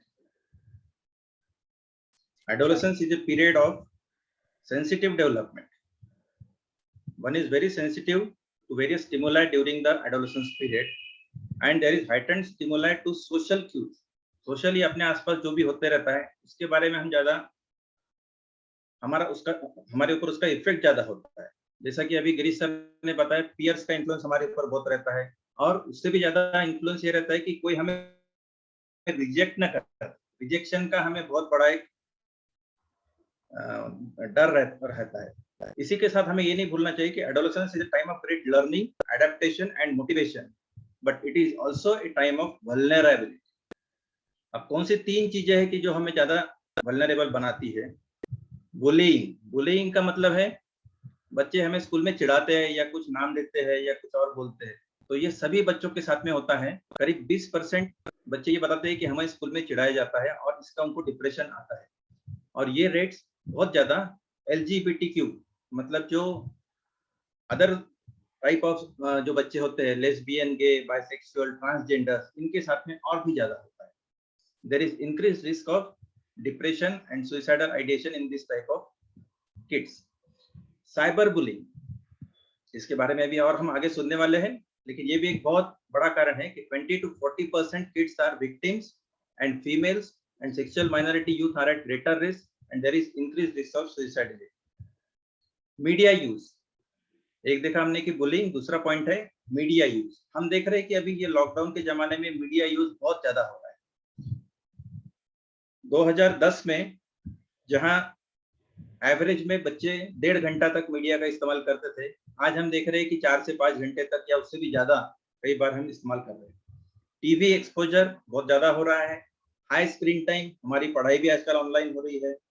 इसके वजह से हमको ज्यादा problems आ रहे हैं, शारीरिक problem भी आ रहे हैं और मेंटली भी प्रॉब्लम्स आ रहे हैं. We are expose to various body images जो हम नहीं देखना चाहते. ऐसा लगता है हमें कि ये सब नॉर्मल चीजें है कि अल्कोहल लेना, ड्रग्स लेना, ये सारा हमें लगता है कि नॉर्मल है. अटेंशन हमारा कम होते जा रहा है और मोटापा बढ़ते जा रहा है क्योंकि हम एक्सरसाइज नहीं कर रहे. इसके बारे में हमने सुना है. और स्कूल में प्रॉब्लम्स आ रहे हैं कि इनका एकेडमिक मार्क्स तो अच्छे मिल रहे हैं लेकिन एकेडमिक्स में उनको ठीक से नहीं समझ रहा है. हमारा IIP और AHA ये रिकमेंड करता है कि 2 घंटे से ज्यादा स्क्रीन टाइम ना हो और हर किसी के घर में कुछ वक्त ऐसा हो कि जिस वक्त कोई भी स्क्रीन चालू ना हो. ये हमें सबने ख्याल में रखना. और एक तीसरी महत्व की बात है कि sleep, whenever our sleep is disturbed, we are bound to get depressed. And in adolescent, we say that for optimal release of the hormones which is required for the maturation, we need at least 6 to 8 hours of sleep during the adolescent. और अभी क्या हो रहा है कि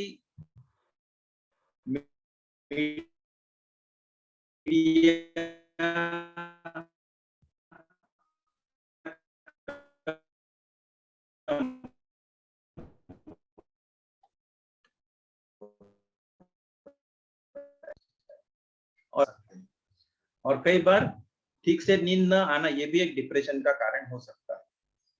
ये देखा गया है कि जो ज्यादा देर तक बच्चे सोते हैं वो कम डिप्रेस्ड होते हैं। अभी हम देखेंगे कि डिप्रेशन क्या है। ये तीन चीजें हमने देखी, एक बच्चे हमें चिढ़ाते हैं, दूसरा है मीडिया यूज और तीसरा है स्लीप। तीन चीजों को हमें ख्याल में रखना है। डिप्रेशन को देखा है कि कम से कम 15 से 20% एडोलेसेंट में कभी ना कभी ये पाया जाता है। इसका मतलब ये है कि during the period of adolescence at least 1 in 5 or 6 child is going to experience it. And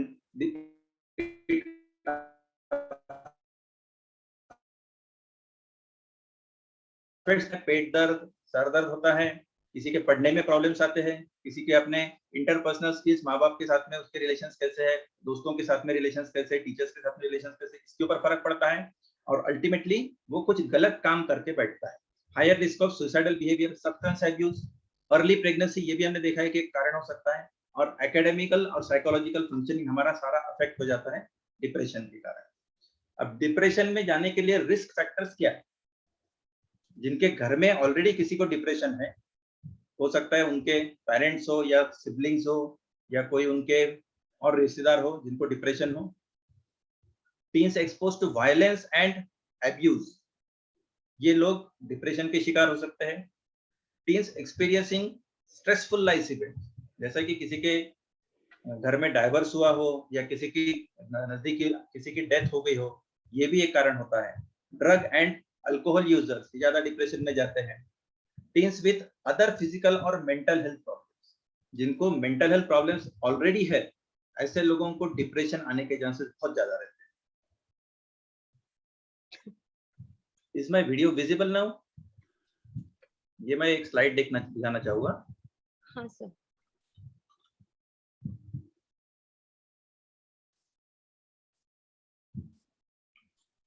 Is it visible now? Yes sir. So if this is called as a DSM-4 criteria, and if any of these 5 symptoms are present for more than 2 weeks, more than 2 weeks is very important, then we say that the person is in depression. There is depressed mood, anhedonia, this is diminished pleasure. पहले कोई activity अच्छे से करता था लेकिन अभी interest नहीं है, फुटबॉल खेलने जाता था रोज लेकिन अभी जाना नहीं चाहता है।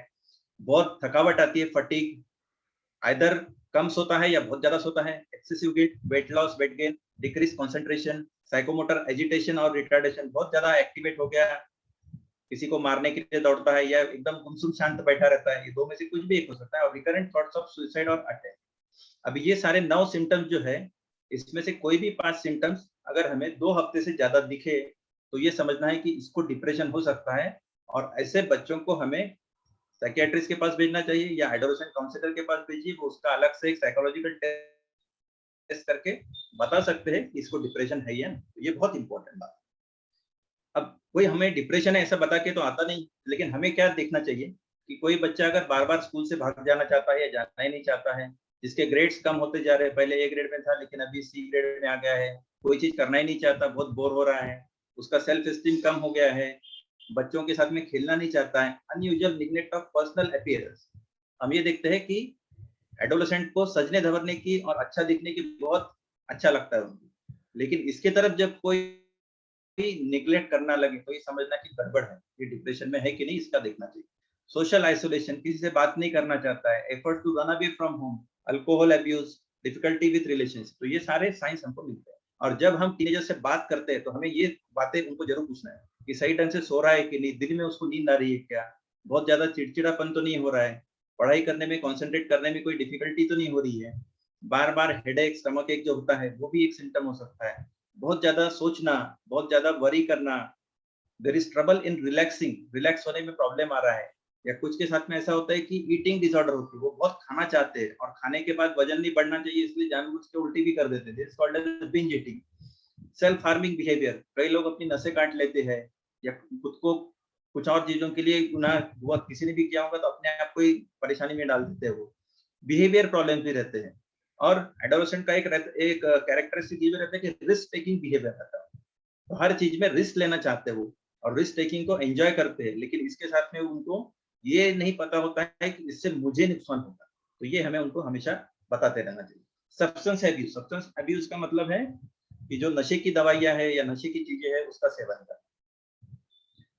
Depressed adolescent is a higher risk for poor school outcomes, future or more severe depression, relationships इनकी सफर होती है, सुइसाइड करने के एक बहुत बड़ा कारण एडोलेसेंट में डिप्रेशन एक है।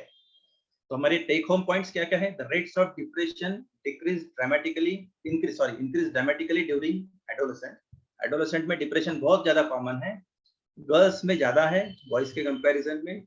सेंसिटिव पीरियड है, ये हमने देखा है कि सोशल ब्रेन जैसा डेवलप हो रहा है हमारा, ये हमें ख्याल में रखना है। Bullying, media use, sleep pattern, these have got important implications in adolescent depression. Some teens are at greater risk for depression because of their family history. Family history is very important, and adolescent depression has many negative effects and future outcomes. Thank you very much. Thank you so much, sir. It was such a nice and informative talk, and I'm sure कि जितने भी participants हैं, उनको ये इतना important topic आजकल हो गया है depression, and there are so many increasing number of suicidal attempts nowadays and suicide cases. So I'm sure कि this talk will benefit all of us. Thank you so much, sir.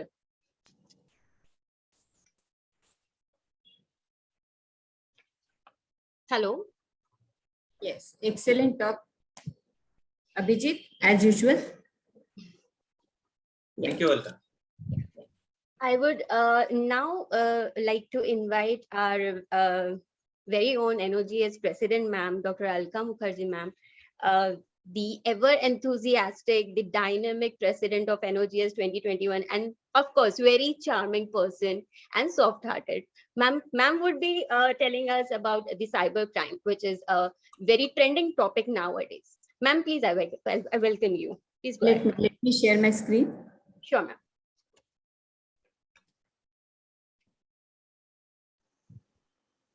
May I add a few words, ma'am? Yes. Yes. This talk was actually was to be taken by our own DCP, Mr. Matani, sir. But since he has his emergency duties and on time, बहुत जल्दी में our president has taken this task of presenting this important topic. Hats off to you, ma'am. Thank you, Dipti. Nothing like that. Thank you so much. My slides are visible, Alia? Yes, ma'am. Yes, ma'am. Yes, ma'am. Just.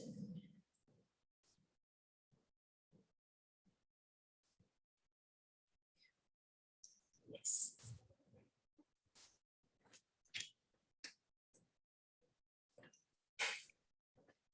Good afternoon, one and all.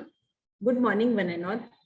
And DCP Lohit मतानी sir किसी कारणवश, किसी important कारणवश emergency duty के चलते यहाँ पे आज नहीं आ पाए और उन्होंने इस बात के लिए अपना खेद भी व्यक्त किया और आप सबसे सॉरी भी कहा है।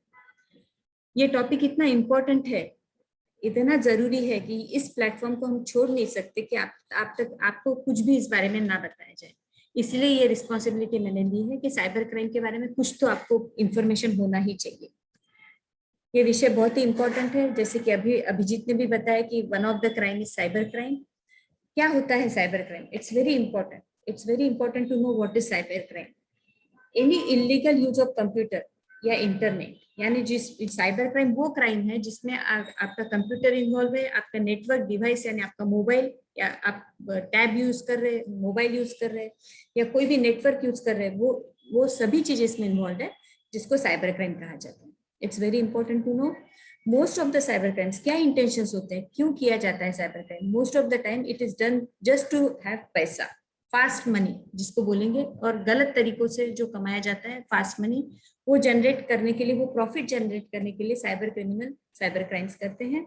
The email, the internet fraud, आपने कई बार सुना होगा कि किसी के अकाउंट से पैसे सडनली गायब हो जा रहे हैं, किसी का क्रेडिट कार्ड हैक हो जा रहा है, ये सब साइबर क्राइम का ही एक प्रकार होता है।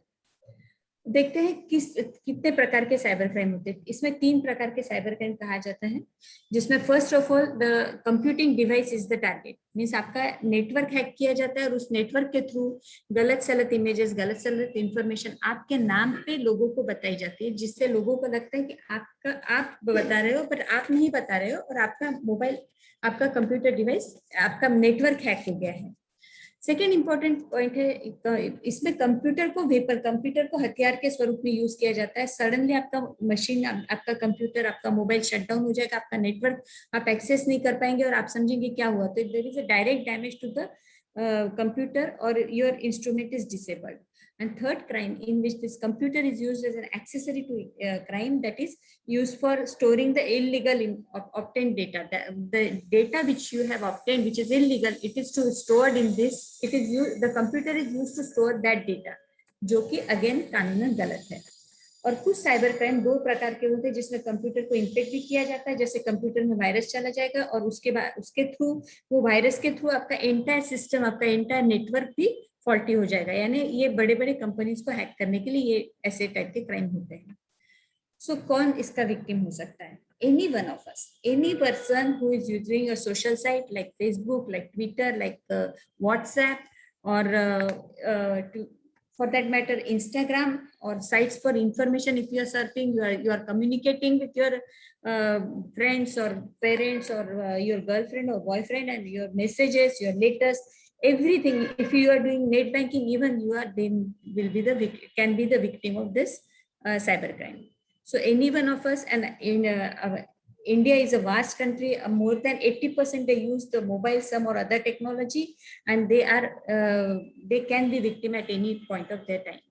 Then what is the age group which is at the most risk of cybercrime? The most vulnerable age group कौन सा है? जो young adults है, जो adolescents है, आप जैसे लोग हैं जो teenagers है, और adults over 75. Then in Asia, which is a thickly populated region all over the world, the crime rate is, cyber crime rate is 48.66%, which is highest of all. Coming to the modus operandi, पहले तो सिर्फ viral infection होता था, virus होता था, हमारे computer में virus होता था, बाद में उसके वेबसाइट्स ब्रेक होने लगे, फिर उसमें ट्रोजन आ गया। ट्रोजन का नाम पहली बार हम लोगों ने इसी के थ्रू सुना। फिर अभी तो 2007-08 से तो ऑर्गेनाइज क्राइम होने लग गया है, ऑर्गेनाइज डेटा थ्रेफ्ट और बाकी सब होने लग गया है। बहुत सिस्टमैटिक वे में कंप्यूटर थ्रेफ्ट होती है, पता भी नहीं चलता है। So these are the types of computer: online scams, identity theft, illegal content, phishing, exploit, potentially unwanted programs, flood attacks, and so many things. The top online threats for teens today, which are these: cyberbullying. This is very important. The young people have a long history of picking on each other. एक दूसरे को चिढ़ाने की काफी बुरी आदत होती है, और वो बुरी आदत हम लोगों की सोशल मीडिया की वजह से और ज्यादा हो गई है। सोशल मीडिया इतना इंस्टेंटेनियसली अवेलेबल है, 24/7 हम लोग मोबाइल पे लगे रहते हैं, और वो इंस्टेंट कोई भी चीज की प्रक्रिया देने का, इंस्टेंट रिएक्शन देने का जो हम लोगों का जो एक नेचर बन चुका है, जैसे फोन हाथ में, इसने किसी ने अपने को कुछ बोला तो इमीडिएट उसको रिएक्ट करना बहुत जरूरी होता है। That is cyberbullying. It is very important to know कि इतना ज्यादा 24/7 मोबाइल नहीं यूज करना चाहिए, साइबर बुलिंग नहीं करना चाहिए। It's a crime. Then sexting, that is texting sexual messages. Texting is sexting. It is a crime to receive or send photos or suggestive banter regarding sexting, which can lead to a lot of trouble. It compromises your reputation. बचपन से अगर आपका reputation अगर खराब हो जाता है तो आपको आगे चल के लाइफ में बड़ी तकलीफें होती है, वैसा भी नहीं होना चाहिए। फिर अगेन एक दूसरा इम्पोर्टेंट पार्ट है, that is identity problem. Identity problem यानी कैसा? जैसे आप अगर अभी बच्चे हैं, आपके नाम पे कोई भी एसेट कुछ भी नहीं है, आपके पास चुराने के लिए कुछ नहीं, बट साइबर क्रिमिनल्स जो है वो आपका अकाउंट, आपके नाम से ब्लैंक अकाउंट खोलेंगे और उसके ऊपर वो लोन लेंगे और कुछ आपके साथ फ्रॉड करेंगे। तो वो डैमेज इतना एक्सटेंसिव होता है कि जब आप बड़े होते हैं तो आपको बैंकिंग में, बाकी लोन्स लेने में या कार लेने में या अपार्टमेंट लेने में काफी तकलीफें होती है। Then the next important crime which is seen in your age group is pornography. Yet ये pornography यानी इसको मराठी या हिंदी में कहा जाएगा अश्लील साहित्य। अश्लील साहित्य यानी जो भी आप पेरेंट्स के सामने या बड़ों के सामने बात नहीं कर सकते, इस तरह का जो भी आप लिटरेचर पढ़ना चाहते हैं या देखना चाहते हैं वो गलत है, उसको पोर्नोग्राफी कहते हैं। अब ये ऑनलाइन प्रीडेटर्स कौन होता है, कौन कौन लोग आपकी तरफ ये आपके साथ ऐसा कर सकते हैं? ये कोई बड़े उम्र का व्यक्ति भी हो सकता है जो कि आपके साथ ऐसा कर सकता है। आपको बताएगा कि वो आपकी उम्र का ही है, बट वो आपसे दोस्ती करेगा, आपको अलग अलग तरह जगह पे मिल सकता है, कभी चैट रूम में मिल सकता है, सोशल नेटवर्क साइट पे, आप पहचान भी नहीं पाएंगे कि ये कौन है। हो सकता है आपके पड़ोस में रहने वाला कोई बड़ा व्यक्ति हो जो आपको देख रहा हो डेली, कि आप दिन भर चैट पे बैठे हो, वो आपके साथ इस तरह चैटिंग कर रहा हो। आपके काम वाले भी हो सकते हैं, आपके घर के नौकर चाकर भी हो सकते हैं। तो it's very important to know बच्चों के लिए कि कौन किसके साथ टेक्सटिंग कर रहे हैं, क्या हो रहा है, पता रहना चाहिए। So certain tips for the parents and the teachers, which are very important. You should talk about them. There should be open communication between the child and the parents, between the teachers and the students. क्या हो रहा है, बच्चा कहाँ safe online है या नहीं है। बच्चों के साथ फ्रेंडशिप बनाना बहुत जरूरी है। इस स्टेज पे माँ बाप को बच्चों के साथ में फ्रेंडशिप बना के उनके साथ में उनके ऑनलाइन प्लेटफॉर्म पे रहना जरूरी है। देखा जाए कि बच्चे कर क्या रहे हैं, किस दिशा में जा रहे हैं, और बच्चों ने भी इस बात का पूरा ध्यान रखना चाहिए कि मम्मी पापा को साथ में लेके चलना चाहिए। अगर वो किसी कारणवश किसी चीज में फंस जाए तो बच्चों के लिए वो बहुत अच्छा होता है कि वो अब कम्युनिकेशन करके टाइम पे गलतफहमी दूर तक फंसने की जगह पे टाइम पे सवर जाए तो ज्यादा अच्छा रहेगा। Setup a ground, clearly outline your expectations for online behaviour. Parents और स्टूडेंट्स, इवन अभी जो ऑनलाइन क्लासेस हो रहे हैं उसमें टीचर्स भी रिस्पॉन्सिबल है। तो बच्चों के ऑनलाइन बिहेवियर के लिए आपने उनके एक्सपेक्टेशंस आपने बता देना चाहिए। सेफ्टी रूल होना चाहिए कि कितने घंटे तक वो वहां पे करेगा, क्या क्या दिखेगा, कौन से अकाउंट्स में जाएगा, अपना पूरा नाम नहीं शेयर करना चाहिए, उनको समझाया जाए। एड्रेस, फोन नंबर, बाकी भी जो डिटेल्स है, पर्सनल डिटेल्स है, उन्होंने शेयर नहीं करना चाहिए। Public network, public wifi generally जहां तक बने, जहां तक बचना चाहिए, नहीं यूज करना चाहिए। स्पेशली ट्रैवल के दौरान हम लोग काफी फ्रिक्वेंटली यूज करते हैं। Do not allow anyone else to use your phone, laptop और tablet. कौन कब आपके लैपटॉप में या फोन में ट्रिक्स्टर्स कुछ कर जाए आपको पता भी नहीं चलेगा। फ्रेंड रिक्वेस्ट, जो स्ट्रेंजर्स है उनसे फ्रेंड रिक्वेस्ट नहीं लेने चाहिए। Don't open emails from unknown senders. कई बार क्या होता है, हम लोगों को बहुत एंग्जाइटी रहती है कि किसी का मेल आया या किसी का कोई मैसेज है तो हम लोग खट से जाके उसमें खोल देते हैं, उसी में से वायरस की एंट्री होती है, उसी में से अननोन लोग हमारे फ्रेंड्स बनते हैं। Don't click on links or download anything without first clearing it with an adult. Don't share your photos online or through text or IMS. That is very important. अपने फोटोज हर जगह पे viral करना जरूरी नहीं। आजकल selfie और इसका बहुत क्रेज हो गया है, लोगों को बहुत ज्यादा सेल्फ अट्रैक्शन और सेल्फ अवेयरनेस बहुत ज्यादा हो गया है। टू द हद यहाँ तक हो गया कि हर नाउ एंड देन, अभी चाय पी रहे उसका फोटो डाल रहे, अभी पानी पी रहे उसका फोटो डाल रहे, कहीं 5 स्टार में बैठे उसका फोटो डाल रहे। हर every now and then we want to get people should appreciate us कि हम लोग क्या कर रहे हैं और कैसे दिख रहे हैं। Keep things out in open. आपके जो लैपटॉप से, आपके फोन से, आपके टैब जो कंप्यूटर से, वो सभी आपके घर में सेंट्रल प्लेस में रखना चाहिए, जिसमें आप उनको डेली देख सके, कि मॉनिटर कर सके कि मेरा सामान सही जगह पे है या कोई और तो हाथ नहीं लगा रहा है। बच्चों ने अपना स्क्रीन टाइम लिमिट करना चाहिए। पेरेंट्स ने भी उसको लिमिटेशन बताना चाहिए, कितना टाइम अपने स्मार्टफोन पे देना है, कितना ऑनलाइन गेमिंग करना है, या कोई भी आजकल तो 24/7 बच्चों को हम ही लोग बताते हैं कि आप बैठ जाओ, पढ़ाई करो, कंप्यूटर पे पढ़ाई करो, पर एक लिमिटेशन होना चाहिए। और उनको, बच्चों को ये भी समझाना चाहिए कि स्ट्रेंजर्स, जो भी लोग हैं जो जिनको वो जानते नहीं है, उनसे दूरी बनाए रखें। कई बार ऐसे भी होता है कि जानते हैं, जैसे for example they know Alka Mukherjee, they know me as a doctor, but मेरे नाम पे किसी और ने अगर अकाउंट डाला है तो वो उसको भी ये कर सकते हैं। तो authenticity of account is very important, that is again important. Suspicious कोई भी लिंक पे या किसी की भी फ्रेंड रिक्वेस्ट तुरंत एक्सेप्ट नहीं करना चाहिए। You should connect online, the parents and the teachers and the elders in the family. They should have access to the teens all social networking profile. बच्चे के सारे social networking profile आपको पता रहना चाहिए, कौन इसके दोस्त है, कौन नहीं है। जैसे हम लोग, हमारे मम्मी पापा जब हम यंग थे, जब हमारे पास कंप्यूटर नहीं था, तो वो ऐसे ही करते थे कि हमारे दोस्त कौन है, किसके पेरेंट्स कहाँ रहते हैं, उनको हर चीज पता होती थी। और उस टाइम पे हम लोगों को कुछ बुरा भी नहीं लगता था। बट अभी के बच्चों को बुरा लगता है कि उनके दोस्तों के बारे में बहुत ज्यादा तहकीकात हम नहीं कर सकते। But as a parent, as a responsible adult, it is our duty कि हमारे बच्चे कहीं गलत हाथों में ना पड़ जाए। इसके लिए हम लोगों को देखना चाहिए कि बच्चे कहीं गलत दिशा में तो नहीं जा रहे, ये देखना हमारा काम है।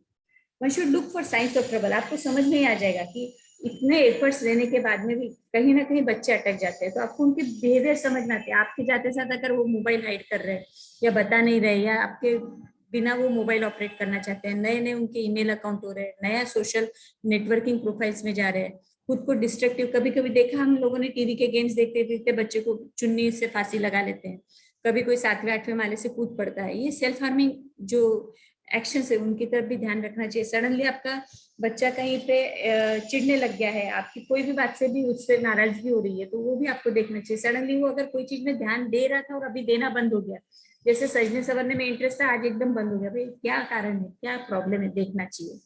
अगर वो आपके रूटीन एक्टिविटीज में आपके साथ में नहीं है तो इसका मतलब कहीं ना कोई इमोशनल प्रॉब्लम जरूर है। बच्चों ने अपने आप को कैसे प्रोटेक्ट करना चाहिए? They should use a full service internet security suit. कई सारे सिक्योरिटी सिस्टम्स है हमारे इसमें जिसमें जो हम लोग यूज कर सकते हैं। अपने सभी के कंप्यूटर में सिक्योरिटी सर्विसेज इंटरनेट की जो रहती है वो इंस्टॉल करवा लेनी चाहिए। One should use the strong password. You should not repeat your passwords for different sites. Change your passwords very regularly. Make them complex. एक सेंटेंस लेके आपको अपना पासवर्ड बनाना चाहिए। वो सेंटेंस क्या है, जो फर्स्ट लेटर है उसको लेके अगर पासवर्ड बनाया जाए, कुछ वर्ड्स कुछ लेटर्स कैपिटल कुछ स्मॉल लेटर्स रख के और कुछ नंबर्स डाल के कुछ सिंबल्स डाल के अगर बनाया जाए तो that is a strong password and you should do that like that. Then you should keep your software updated. That is very important, क्योंकि अगर आपका सॉफ्टवेयर अपडेटेड नहीं है तो जो साइबर क्रिमिनल्स को हैबिट है, जो सॉफ्टवेयर वो पहले से देखते आ रहे हैं उसमें वो फ्लॉज बड़े आसानी से ढूंढ लेते हैं। बट अगर आपका सॉफ्टवेयर रेगुलरली अपडेटेड है, it's very difficult for them to get updated to that extent. और अभी सॉफ्टवेयर अपडेट इसीलिए ज्यादातर होते हैं कि आपको साइबर क्राइम से उसको प्रिवेंट किया जाए। You should manage your social media settings. आपके सोशल मीडिया सेटिंग्स सारे टाइट होने चाहिए, सारे लॉक होने चाहिए। Unnecessary photos, wrong photos, sexual appeal वाले फोटोज आपने नहीं डालना चाहिए। Social engineering criminals, they can get your physical personal information. They can use your these posts and morph these photos with other photos, and that will be again a problem for you. And you should strengthen your home का network भी जो रहता है वो भी अच्छे से ये होना चाहिए, tight होना चाहिए. And there are punishment for hacking and damage. According to section 43 of Information Technology 2000, whosoever destroys, deletes, alters or disrupts or causes disruption of any computer with the intention of damaging of the whole data of the computer system without the permission of owner of the computer shall be liable to pay fine up to 1 crore to the person so affected by way of remedy. According to section 43A, which is inserted by Information Technology 2008, where a body corporate is maintaining and protecting the data of the persons as provided by the central government. If there is any negligent act or failure in protecting the data information, then the body corporate shall be liable to pay compensation to the persons so affected. Section 66 deals with the hacking with computer system and provides for imprisonment up to 3 years of fine or which may extend up to 2 years or both. अगर इस तरह का कोई भी हरकत अगर आपके साथ होती है तो आपकी जिंदगी पूरे दांव पे लग जाती है। और ये बहुत नाजुक मोड़ होता है आपके जिंदगी का, जब आप एक बच्चे से आप अडल्ट की ओर जा रहे हैं और इस तरह की गलतियां करने से आपको जिंदगी भर लापरवाही का सामना करना पड़ सकता है। Section 67 of the Information Technology Act makes the following act punishable with imprisonment up to 3 years and a fine of 5 years. This is regarding sexual messages. Just transmitting cyber pornography via instant messaging emails. तो ये pornography भी आपने नहीं होना चाहिए। कई बार होता है कि यंग बच्चे ताव में कहीं से कोई मैसेज आया, किसी लड़की का या गर्लफ्रेंड का कोई मैसेज है जो फॉरवर्ड करना शुरू कर देते हैं, वो सब गलत है, वो वैसा होना नहीं चाहिए। वो करने से they can come under act of POCSO also, that is before age of 18 the POCSO Act applies. Dr. Mane is here, he can tell us in detail. And regarding cybercrime, forgotten eating, sitting, walking due to cybercrime, that just to my bank account and cleared, penniless I is dissociated with this, having no relatives. So this is the end of the cybercrime always. Friends, technology is a useful servant but a dangerous master. So technology को हमेशा अपना servant बना के रखिए, उसको अपना master ना बनने दे। उतना ही anything in excess is poison as per Swami Vivekanand, and we should follow that. Technology should be judiciously used. It should not be used to the extent that it can be dangerous to us. Few lines for you all. मराठीत आहे, बोलू म्हणता येईल का? मराठीत बोलता येईल? हाँ मैम बोलिए. सायबर गुन्हा म्हणजे काय? सायबर गुन्हा म्हणजे भावनांची शिकार. सायबर गुन्हा म्हणजे भावनांची शिकार. प्रेम प्रलोभन कधी सुडाचा घडतो इथे प्रकार. टेक्नोसावी दुनियेत होते आहे ऑनलाईन प्रेम. टेक्नोसावी दुनियेत होते आहे ऑनलाईन प्रेम. भुरळ पाहून खेळला जातो फसवणुकीचा गेम. आश्चर्य म्हणजे सुशिक्षित लोक फसतात इथे चिकार. सुशिक्षित लोक फसतात इथे चिकार. सायबर क्राईम म्हणजे भावनांची शिकार. लोकांच्या लालसेला केलं जातं लॅदर. लोकांच्या लालसेला केलं जातं लॅदर. लॉटरी लागल्याचं सांगून केलं जातं भतर. लोभाला बळी पडणं हा जडलाय आता विकार. लोभाला बळी पडणं हा जडलाय आता विकार. सायबर क्राईम गुन्हा म्हणजे भावनांची शिकार. वैमनस्याच्या भावनेतून बनला जातो रागीट मूड. वैमनस्याच्या भावनेतून बनला जातो रागीट मूड. सोशल मीडियाच्या माध्यमातून घेतला जातो सूड. किती वेळा तरी आपण पाहतो सोशल मीडियाच्या माध्यमातून घेतला जातो सूड. एकमेकांना बदनाम करणं हा वाढलाय अविचार. एकमेकांना बदनाम करणं हा वाढलाय अविचार. सायबर गुन्हा म्हणजे भावनांची शिकार. खरंच गरज आहे का हो इतकं टेक्नोसावी होण्याची? काहीतरी विचार करा. खरंच गरज आहे का हो इतकं टेक्नोसावी होण्याची? नुकसान होण्यापर्यंत तंत्रज्ञान गळी उतरून घेण्याची. नुकसान होईपर्यंत तंत्रज्ञान गळी उतरून घेण्याची. गरजेपुरता वापर करू थांबवू हा सगळा प्रकार. गरजेपुरता वापर करू थांबवू हा सगळा प्रकार. सायबर क्राईम म्हणजे भावनांचा शिकार. Thank you so much. Thank you for patient hearing and thank you for attending this workshop. Over to you. Thank you so much, ma'am. And I really appreciate that on the last moment you prepared and you gave the talk.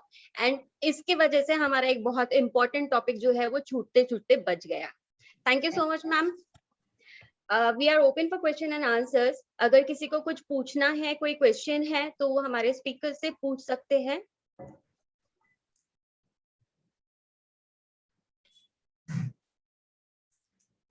किसी को अगर कुछ पूछना है तो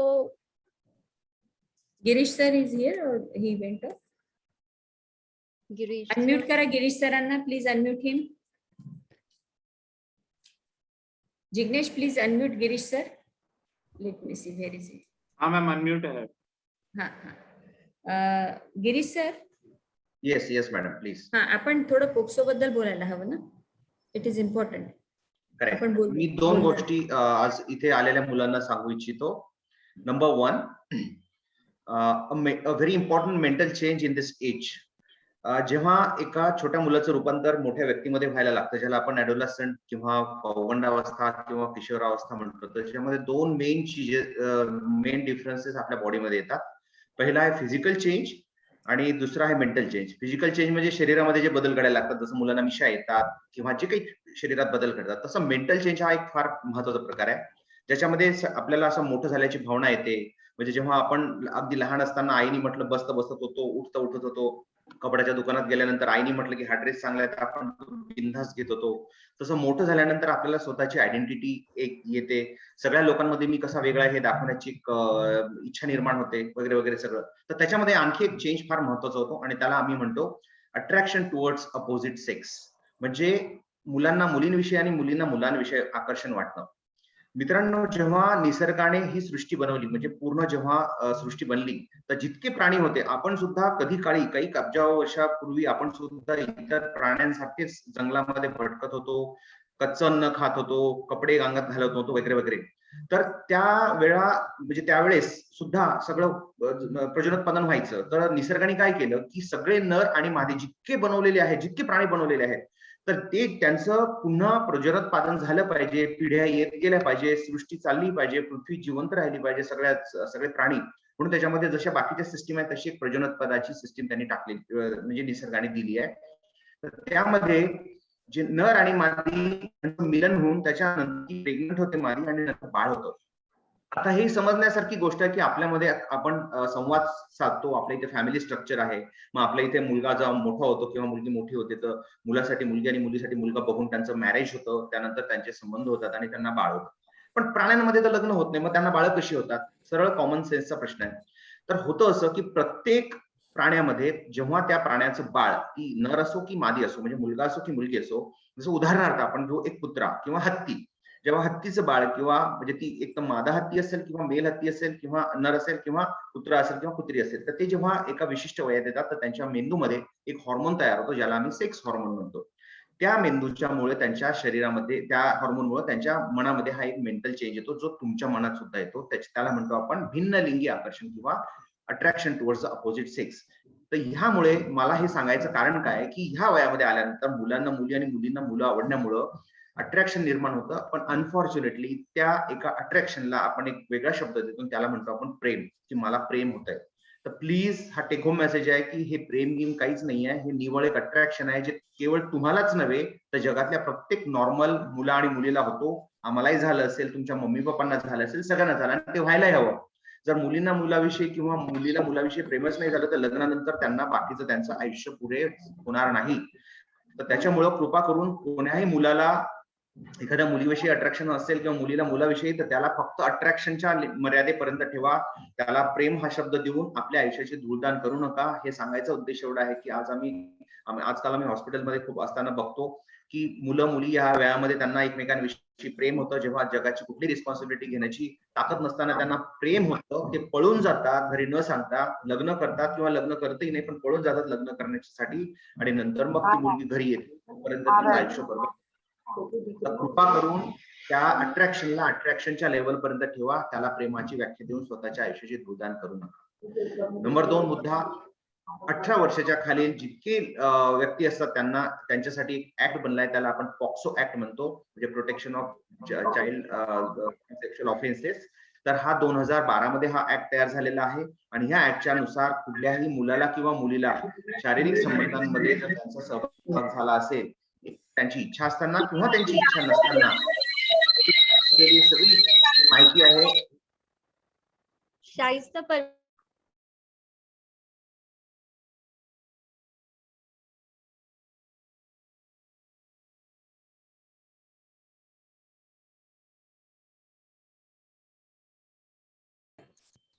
Girish sir, unmute yourself.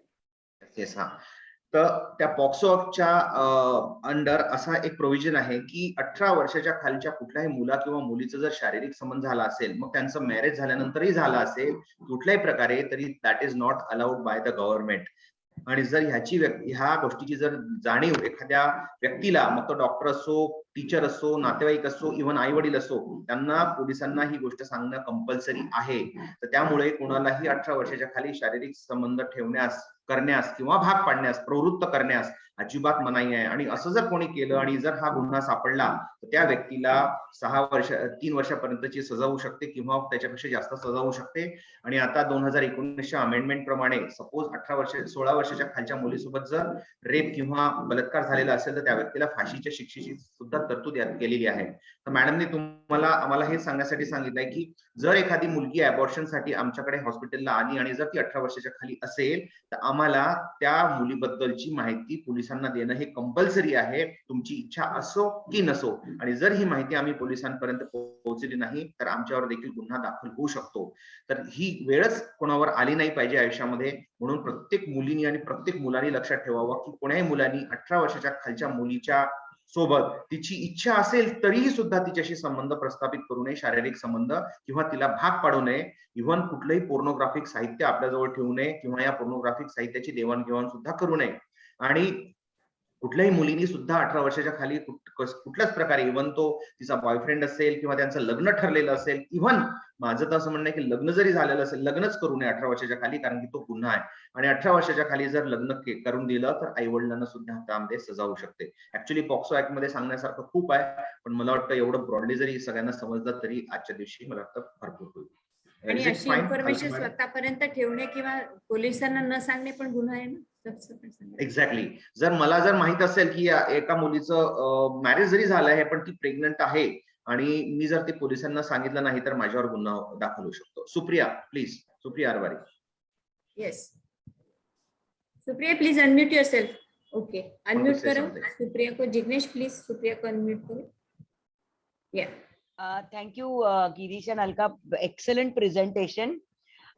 Child pornography के बारे में मैं कुछ, क्योंकि बहुत ऑलमोस्ट 200 ऑडियंस अपने पास है, बच्चों के लिए ये नई जानकारी जो हमें एक साइबर एक्सपर्ट ने दिया था, चाइल्ड पॉर्नोग्राफी देखना ये गुन्हा है. चाइल्ड पॉर्नोग्राफी बघणे हा सुद्धा एक गुन्हा आहे. आता बरेच वेळा काय होतं, लहान मुलं अनाहूतपणे किंवा न माहित असताना त्यांच्या कम्प्युटर किंवा मोबाईल वरून चाइल्ड पॉर्नोग्राफी बघतात.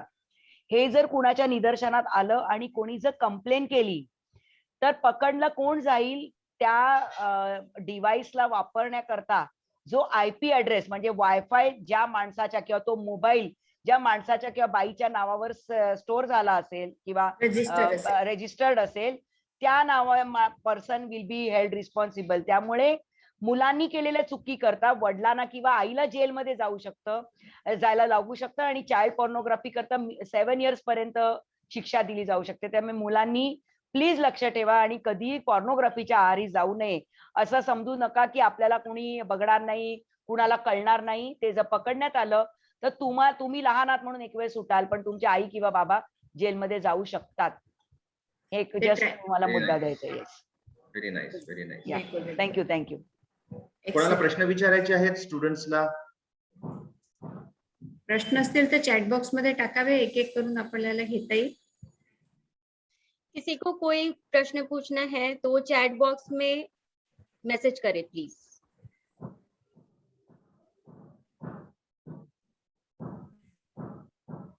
चैट बॉक्स में मैसेज क्राउड ज्यादा है करेंगे क्या तो मैडम? आपको Nowadays it is very rampant that these youngsters they transfer those messages, those sexual messages and the Yes, videos yes. they transfer. And specially again a child crime. Pornography. Hindi में अगर आप चाहे तो मैं वापस कहती हूँ कि बहुत इंपॉर्टेंट है और ये मुद्दा हमको कभी स्ट्राइक नहीं होता है.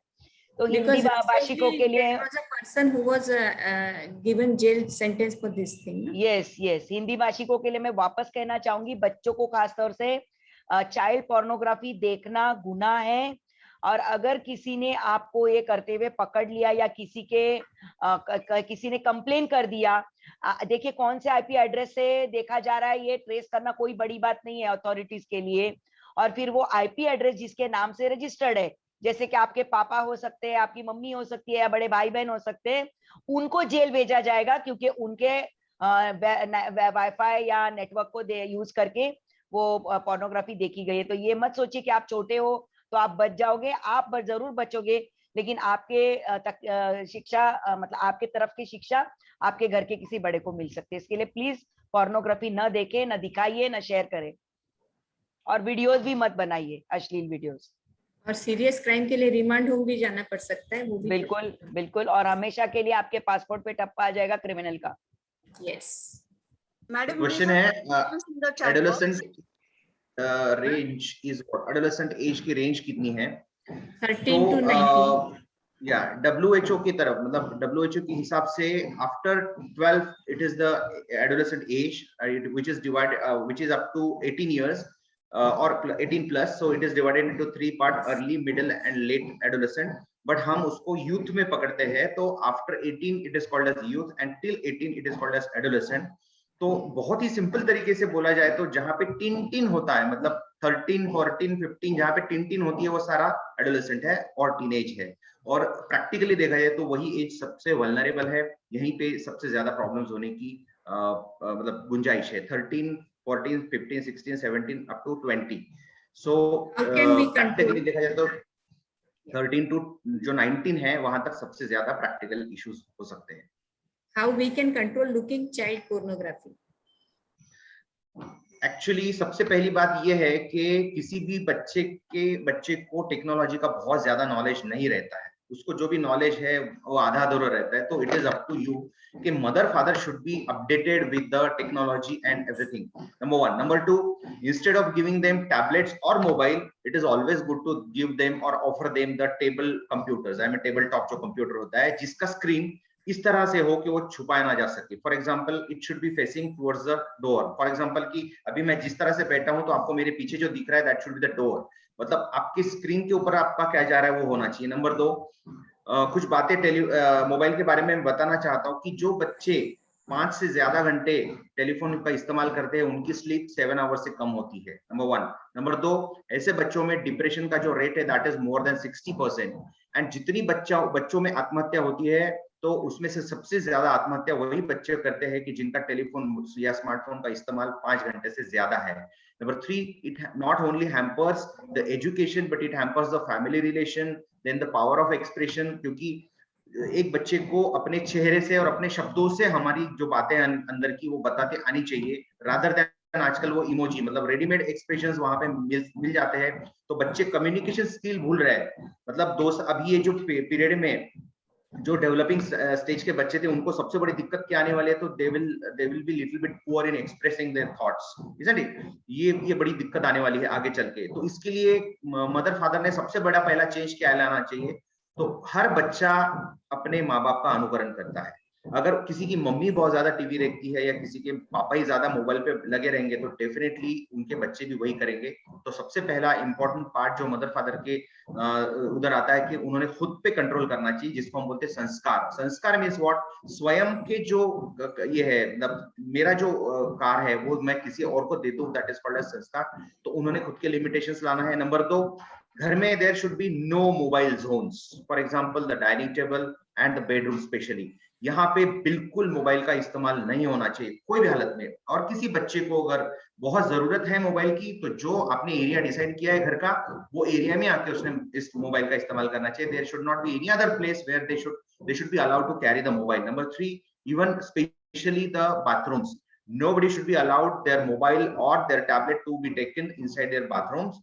Number 4, अगर पॉसिबल हो सके तो एक बड़ा चार्ट बनाएं, उस चार्ट पे मोबाइल के फायदे और एक साइड में मोबाइल के जो प्रॉब्लम्स है वो लिख के घर के ऐसी जगह पे लगाए जहां पे वो बार बार बच्चे को दिखे, क्योंकि रोज एक बार भी उसको देख देख के वो बच्चा सीखेगा। फॉर एग्जांपल, अगर आपके बच्चे को आपको हॉकी प्लेयर बनाना है तो उसको आपको कुछ भी ना बोलना है, उसको सिर्फ रोज जाके वो ग्राउंड पे लेके जाए जहाँ पे हॉकी खेली जाती है।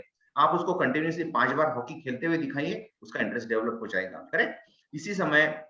इसी प्रकार आप एक बोर्ड बना के जिसके ऊपर मोबाइल के जो फायदे हैं और उसके क्या लॉसेस है वो लिख के अगर आप अच्छी जगह पे लगाएं और वो बार बार देखेंगे तो डेफिनेटली आपका बच्चा उससे काफी दूर रहने लगेगा। लेकिन सबसे इंपॉर्टेंट है मदर फादर ने खुद की तरफ अपनी जो रिस्पॉन्सिबिलिटी है वो अच्छे से करना और खुद ही कंट्रोल रखना। That is the biggest thing. The next question is how to establish effective communication with the children at home. इसका जवाब मैं देना चाहूंगी, मेरे बाद में सर भी देंगे। ये जवाब इसका ऐसा है कि इफेक्टिव कम्युनिकेशन रातों रात नहीं होने वाला। जैसे आज हम लोगों ने बताया और आज ही आपका डेवलप होगा, ऐसे नहीं है। इसकी डेवलपमेंट की शुरुआत है कि आप आपके पहले से बच्चे से रिलेशन कैसे, आप पहले से बच्चे के साथ कितना क्वालिटी टाइम स्पेंड करते हैं। That it depends on that. वो बॉन्डिंग के बाद में then this is the next step कि how you develop the effective communication. कई बार क्या होता है, बच्चे एडोलेसेंट एज ग्रुप में आने के बाद में बच्चे सुनते नहीं, इसलिए माँ बाप भी बात करना बंद कर देते हैं या माँ बाप भी एक तरह की दूरी बना लेते। तो वो नहीं होना चाहिए। बच्चे नहीं सुन रहे बट आप तो समझदार है, आपको तो समझ रहा है ना कि बच्चा किस दिशा में जा रहा है। तो आपको ये समझते हुए बच्चे के साथ कम्युनिकेशन, उसने कितने भी गुस्से में बात की तो भी आपने बराबर से बात करके उसको समझना जरूरी है। कभी ना कभी दिन भर में एक पॉइंट तो ऐसा आएगा जब बच्चा आपसे हंस के बात करेगा और उस टाइम पे अपने बच्चे से अच्छे से बात करनी है, समझना है, उसका व्यू समझना है, उसको रिस्पेक्ट करना है। Then you are going to establish effective communication. और वो इफेक्टिव कम्युनिकेशन ऐसा रहेगा कि फिर जब आप बच्चे की 2 बातें सुनेंगे तो बच्चा भी आपकी एक बात जरूर सुनेगा। और जैसे सर ने बताया कि पेरेंट्स को इमिटेट करते हैं बच्चे, तो जैसे आप अगर अच्छा बिहेव करेंगे, आप अगर खुद को रिस्पेक्ट दे रहे हैं, बच्चे को रिस्पेक्ट दे रहे हैं, तो नेचुरली बच्चा is going to give you respect as well as all the elders in the family. Girish sir, anything to add? No ma'am, perfect बताया आपने, बहुत ही एकदम crisp and perfect. Can we see the yes, recording will be shown to you. Yeah, will later on after 3 days. Anything else? Any more questions? Madam एक छोटी request ये भी है कि जितने भी पार्टिसिपेंट आज ज्वाइन हुए हैं तो आप प्लीज उनसे 7th की प्रोग्राम, जो 7th का फॉक्सी का प्रोग्राम है, क्योंकि वो प्रोग्राम के अंदर में पहले जो 5 लेक्चर्स है they are by the renowned speakers from India, सारे एडोलेसेंट के ऊपर है। It's a public forum and उसमें क्विज भी है, तो उसका प्लीज लिंक आप सभी जो व्यूअर्स लिंक है वो प्लीज आप सबसे शेयर कर दीजिए। And I request everyone to join that programme. और वो उस प्रोग्राम में कर्नल राजेश अढ़ाऊ, जो कारगिल हीरो है, जो शेरशाह मूवी में भी जिनका जिक्र है, डॉक्टर राजेश करके, वो चीफ गेस्ट उस प्रोग्राम में आने वाले हैं।